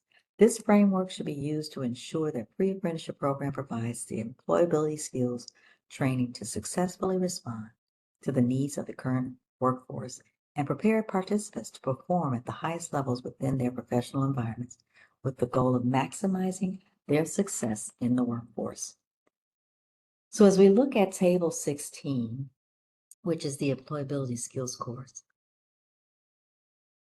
the Employability Skills course is of the 2026 Grantee Manual provides an array of courses based on the Illinois Essential Employability Skills Framework, as well as additional recommendations for modules that grantees may consider incorporating into their program. This table is not an exhaustive list of all the available courses, but it does offer key skills that will be beneficial, for the Illinois Works target population. So let's see, I can't see that, it's kind of too tiny to see, but if you are looking at your grantee manual in table 16, you'll be able to identify each one of these employability skills. And it looks like it's developing personal ethics. I guess we have to move on from that slide. Let's move on. Experiential training. She wants to bring it back. Thank you. We can move on. Your program is expected to offer experiential training, also known as development by doing. There are several approaches and modalities that leverage experiential training. Some of the examples include work-based learning, which we call WBL, small group lab work, on-the-job training, OJT, and of course, your actual practicum. We will take a deeper dive regarding experiential training, learning modalities, and instructional strategies during the developing and implementing a pre-apprenticeship curriculum and instruction session, which will take place later in the year. So we have some more time to really dig into these types of different experiential trainings. But for now, these are the highlighted types that we're providing. Experiential training typically occurs in or at the following. They can be held at the construction laboratory, which is a facility that provides controlled conditions in which participants can practice a task or a skill, or it can be right there on the job site, a location or area where construction work is taking place. Now, I want to note, job sites are not controlled like construction labs, so that needs to be noted. Now let's talk about work sites. Instructors should provide classroom, hands-on, and worksite training and tutoring.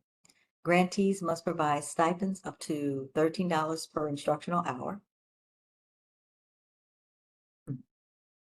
Instructional hours are defined as training time spent in the classroom, construction lab, or during worksite practicums. Illinois Works requires 10 to 50 hours of work-based learning worksite practicum. Illinois Works pre-apprenticeship program guidance on performance-based stipends are paid based on attendance, and academic performance should not exceed $13 per training hour. Justification of needs does not need to be documented in the participant's file since it's not a needs-based, and it's given to all the participants. These payments should be paid on a weekly or biweekly basis based on performance measures established in the grantee's policy. Now, the worksite experience should always be structured with an instructor acting as the supervisor and making sure the participant apply what they learn in the classroom. Given worksite experience qualify as instructional hours, attendance must be kept. Now, it is important to note that attendance must be kept for instructional hours, including worksite instruction, and reported in real time.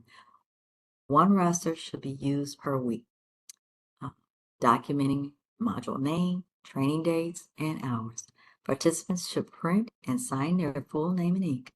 Pre-apprentice participants' names must match the ID, no initials and no nicknames. Participants are required to sign in when they arrive for training. The instructor is responsible for entering the daily training hours for each participant at the end of the training day, documenting any shortfalls in attendance. Template 21, Sample Illinois Works attendance roster, is available in the appendix of your 2026 grantee manual. Now, there are some additional certifications and considerations, and we have covered the minimum requirements for these certifications. Given the needs of your program participants, their craft areas of interest, and their post-program goals, additional certification and/or training might be relevant. Additional certifications and training considerations may include, but not be limited to, how might they supplemental construction and building trades math, which functional understanding of math include general mathematical functions, equations, fractions, decimals, measurements, perimeter, area, and volume calculations. Apprentice applicants are required to pass a math test without using a calculator prior to being accepted into an apprenticeship program. They must be able to do construction math without the use of a calculator. This is typically the area in where they struggle the most. One other kind of consideration is a flagger certification. They protect project personnel and provide safe, courteous, and authoritative directions to traffic passage through the work area. Upon successful completion of the course, participants will receive an ATSSA flagger certification card. Now, though the flagger certification can be a valuable addition to a pre-apprenticeship resume, it is important to note that compensation for this isolated task is at the lower end of compensation scale for the construction and building trades. Women are 50.8% of the United States population, yet 4% of the construction and building trades profession. However, for construction flaggers, women make up about 36.8%. That is significant. Given the goal of equity, be cautious not to disproportionately point women in this direction as an isolated occupational craft area. Diversity, inclusion, belonging, and equity. Now, strategies to address equity, including support for minority-led organizations, include discrimination within the workplace, sexism within the workplace, bullying and harassment in the workplace, construction and trades from the gender lens, construction and trades through the lens of people of color, specific ethnic groups. For more information about DIBE, see Section 2, Program Culture in your 2026 grantee manual. In addition, please note that DIBE topics can be included as part of the required 40 hours of employability skills instruction. Any questions before I pass this over to my colleague? If so, you can unmute yourself or write it in the chat.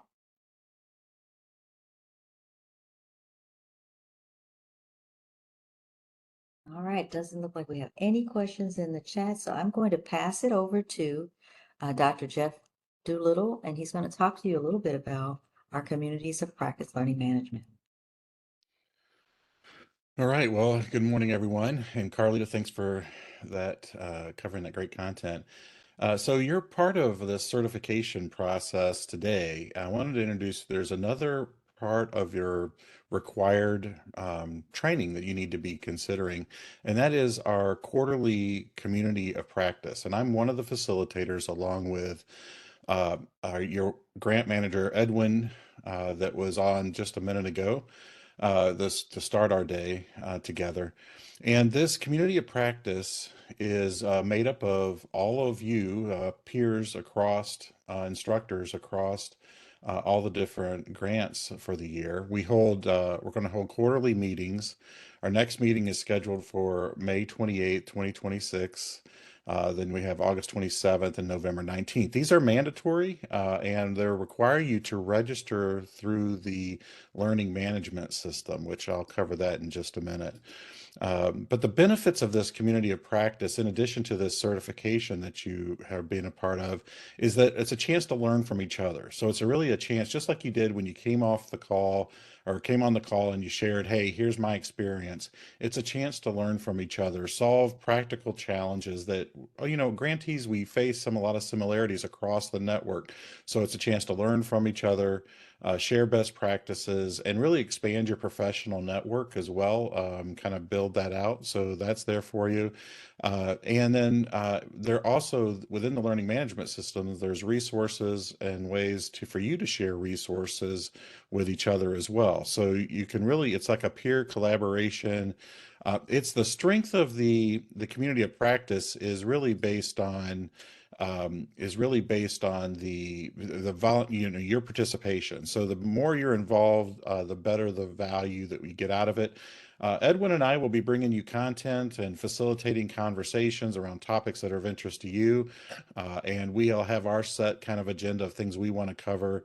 But I'll just show you these dates again. And when you get into the learning management system, you'll actually enroll in these sessions. And I'm going to show you how to do that in just a second.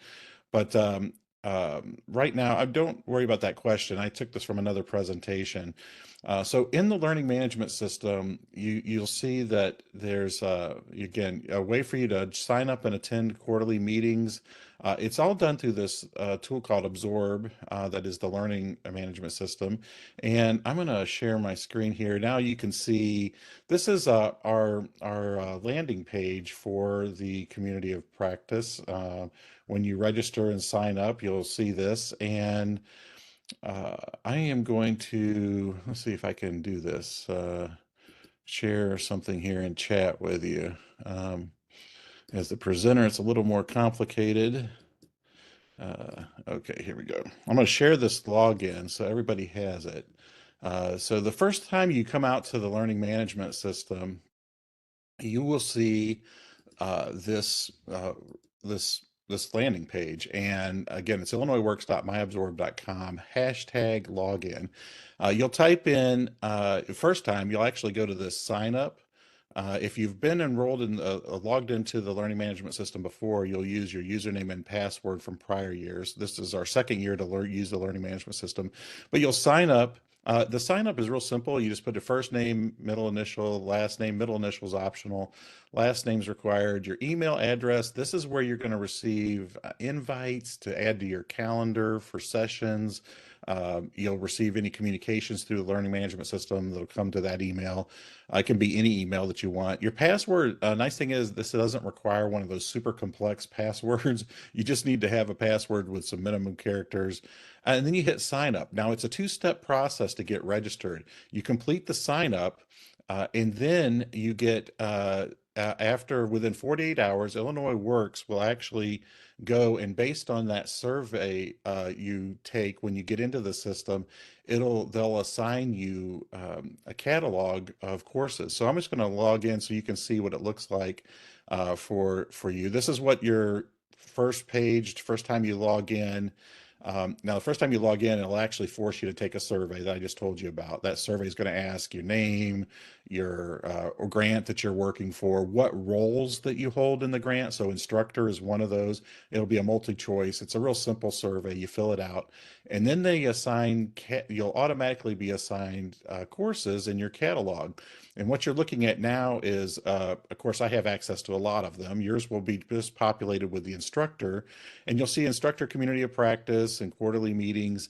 You click on the quarterly meetings, and then you'll be able to register for them. So you can see I've already gone in and registered for all of our quarterly meetings. And then you'll have links to it that you can access to the webinar when it's time. You can also click this link, add to calendar, and it'll put it on whatever calendar that you want to. You can put the invite. And so you can either access the community of practice through your calendar, or you can access it through the link that's already provided in the learning management system for you. So this is all within the instructor quarterly meetings. You'll see again within your community practice, you're going to be assigned three different kind of like courses, consider them that. One is resources and collaboration. And by the way, I went ahead and added a collaboration. So collaboration is where we can interact with each other. And here you'll see there's what I put out there. What do you anticipate to be your biggest challenge as an Illinois Works instructor? And you'll be able to actually click that and then type in your answer and then share it with your colleagues. Also, you'll have the ability to go in and ask questions yourself. If you want to ask questions of other peers that are out there, like, hey, I'm running into this, or I'm seeing that. What do you think? So there's this collaboration part of it. I just wanted to share that with you real quick because I know this is new this year that we're requiring everybody to go through the learning management system, and wanted to make sure everyone gets registered for the learning management system. So I'm going to stop sharing, and I'm going to turn it back over to Carlita to do the evaluation. But I think there might have been some questions that came up. I'm not sure. I think it was a comment by Jim, and Okay. he's asking for consideration that we add the subject of conflict resolution to our essential employability skills. And then you answered the question about Q4's date. Yep. Okay, great. All right. All right, and everybody's got the link there. So again, if you're an instructor within a grant, please register in the LMS, get access, sign up for the sessions, and we look forward to seeing you as part of the community of practice. Thank you, Jeff. Yep. All right, we want to hear from you. This is the time where we go through the evaluation and provide you with an opportunity to give us feedback, how we can improve our processes, how we can improve our programming. And so that's what we're going to do using Mentimeter. You probably are still able to open the Mentimeter, but if not, you can certainly scan the QR code to reset or click the button, continue button. If you are seeing the Mentimeter blue continue button, go ahead and click it. I believe there's also a code you can access that's been placed into the chat. And there's a question also. Let me stop here and see if we can answer this question. This is from Katie. And we have outside providers teach our OSHA class. Do they need to do the LMS classes as well? Okay, this is a good question. Jeff, do you have a response for this question?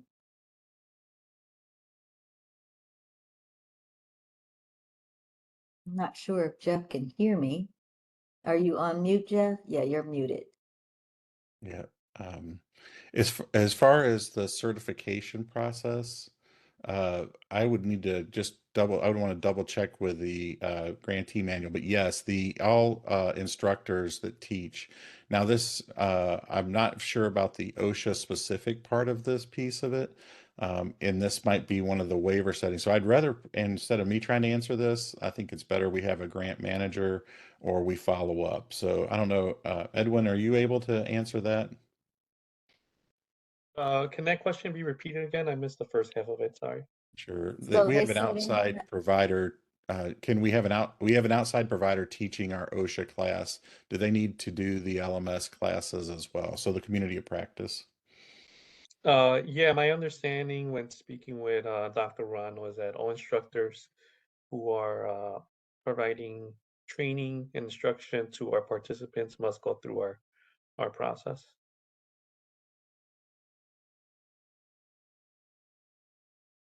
Okay, thank you. So now we'll go ahead and start our evaluation.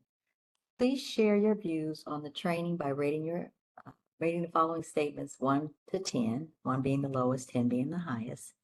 To what extent did it meet your expectations? How likely are you to attend a similar event in the future? And how likely are you to recommend this training to others? Very good. Thank you for your responses. Thank you for your responses. Okay, next slide, please. And these responses will continue to feed through as long as you are in Mentimeter, so don't hesitate to give your response. The course was relevant to what I wanted to learn about the subject matter.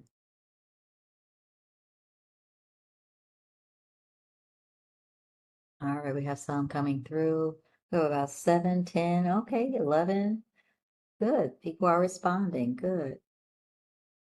There are about 57 people in the room, so I'm looking for a robust response to these questions. And I thank those of you who have already submitted your responses. Next slide, please. I plan to apply what I've learned. There was a lot of information here today, and certainly a lot of ways to get your certification. So I plan to apply what I've learned, strongly agree to strongly disagree. And it looks like strongly agree is taking the lead here. Very good. Thank you all for sharing your responses. Next we have, what improvements might you recommend? So given today's presentation, what might you recommend to improve this type of delivery, this type of content? And I think this speaks to your question about adding another component, Jeff. So far, nothing, none, no non-applicable, none at this time. None at this time, okay. You would prefer the bullet points on the topics, perhaps having those in the field present. That's an interesting one. Yeah, more focus on delivering instruction. None right now. Shorter sessions or have a break when meeting is too long. More details about the 40-hour employability skills requirements, such as the actual curriculum. All right, thank you for that. Provide the slides that has the hours on the curriculum breakdown. Typically, we do provide in our partner guide the slide deck and the recording. So that usually takes about 3 to 5 days before it appears on the partner guide, but we do usually provide those slides. Separate the classes between LMS and instruction. I'm not sure we need a Mentimeter unless we need it for your metrics. When will the instructor training certification be available? That is to be determined. I don't have an answer for that right now, but we will definitely communicate when that date is available. I would have like more direction about what this webinar was going to be about, so I can ensure we had the right people in the webinar. And typically we do provide our target audience and the purpose for it when we send out the link. So make sure you check that area in future webinars. Separate the meetings for renewal grantees versus new grantees. Go right into the topic, having to hear about all 3 programs involved in the beginning isn't quite necessary. Okay, I got it. And are there any other comments or recommendations? Okay. Are there other parts to this training? This was the main webinar training for the year, but you will have your quarterly trainings, as Dr. Doolittle explained a few minutes ago. Had this training earlier. Okay, thank you. Any other responses? All right, let's go on. What did you find effective? And if we can make any changes, what would you recommend we keep? So what was effective and what should we keep?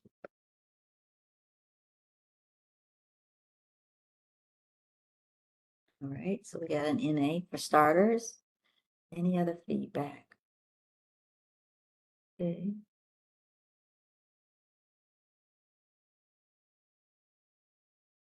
Okay, understanding different curricular options available. Thank you.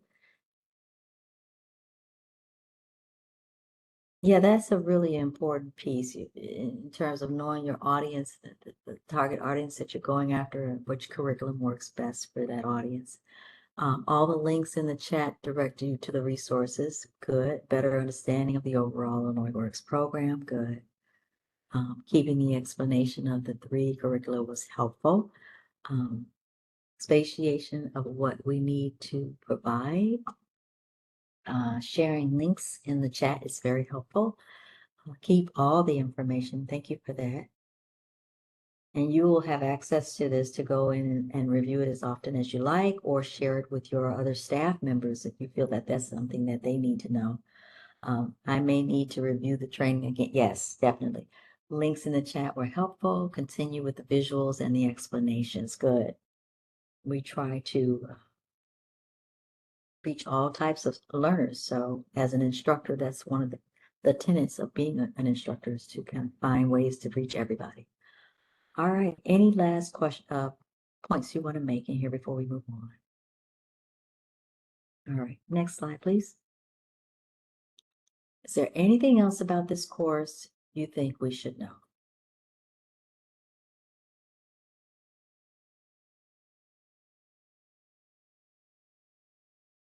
So far, NA? Anything you think we should know?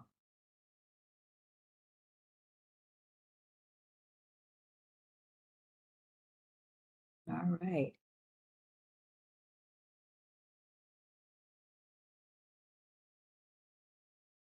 Not at this time, NAs. All right, so we're going to close it out and return back to our PowerPoint just to say thank you for attending. But before we leave, I do want to answer some of the questions that came into our chat, or have one of our grant managers answer the questions that I may not be able to. This one comes from Katie. Is there specific instructions on how to apply for a waiver for instructors? Great question.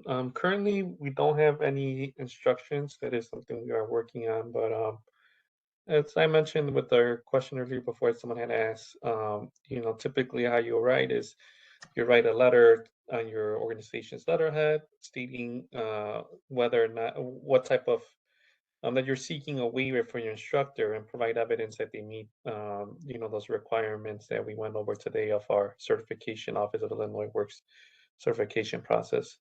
I will note that there are two waivers. So there's a temporary waiver, and then there's a permanent waiver. So from my understanding, the temporary waiver is for an instructor to receive a temporary waiver until they still need to complete our training and our certification, the Office of Illinois Works Training Certification.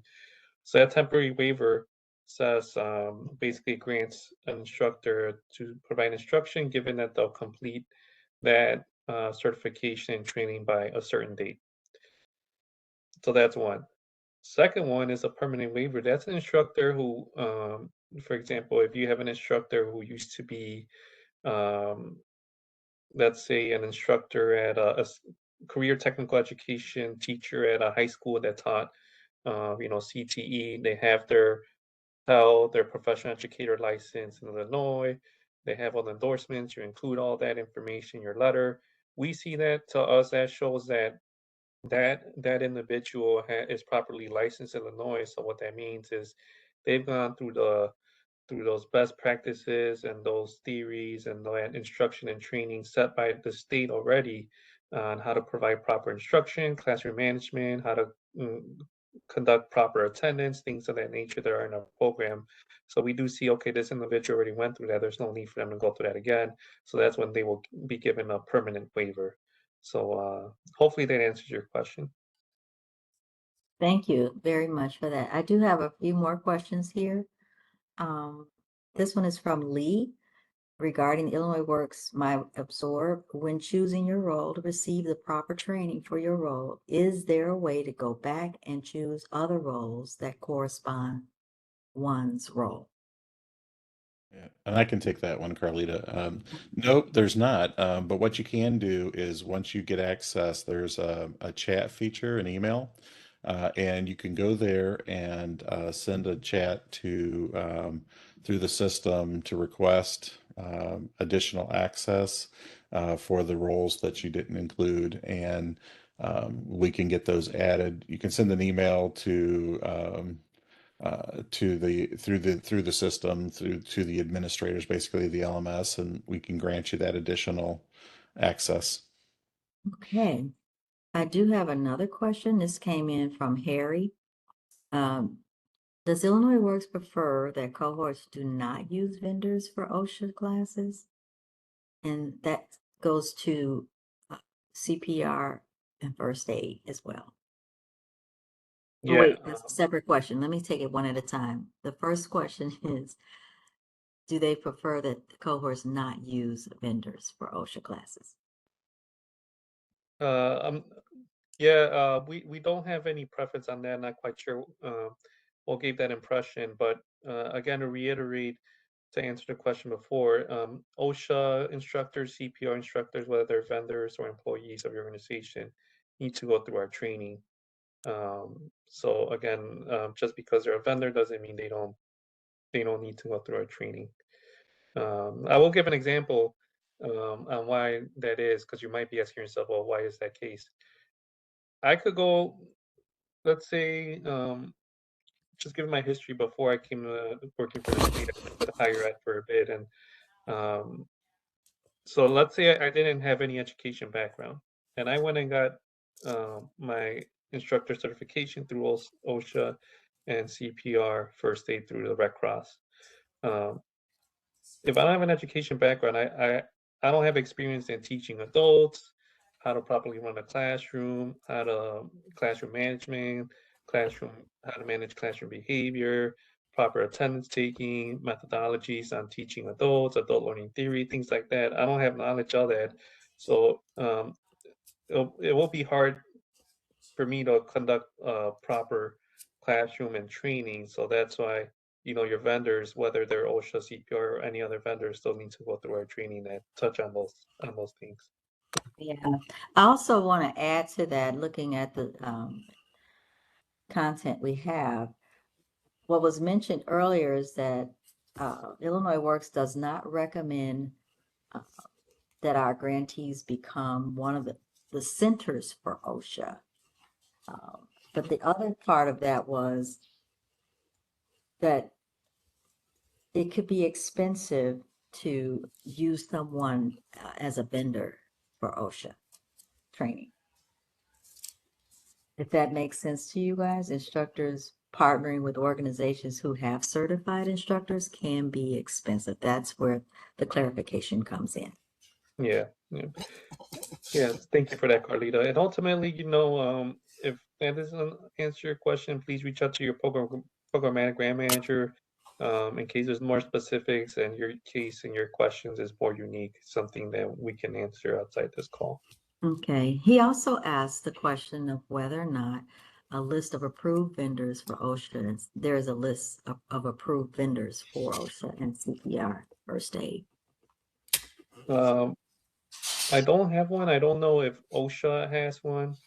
But for CPR and first aid, we don't have a list of approved vendors, currently that we say these are our recommendation. Okay. I have another question from Melanie. Do you happen to have a ballpark idea when the required instructor certification might be available? Weeks, months? That I do not know. I was maybe, that we can answer later on, table that question and give you an update on when they'll be posted. All right, thank you. Here's a question from Charles. He says, will we receive a certification certificate?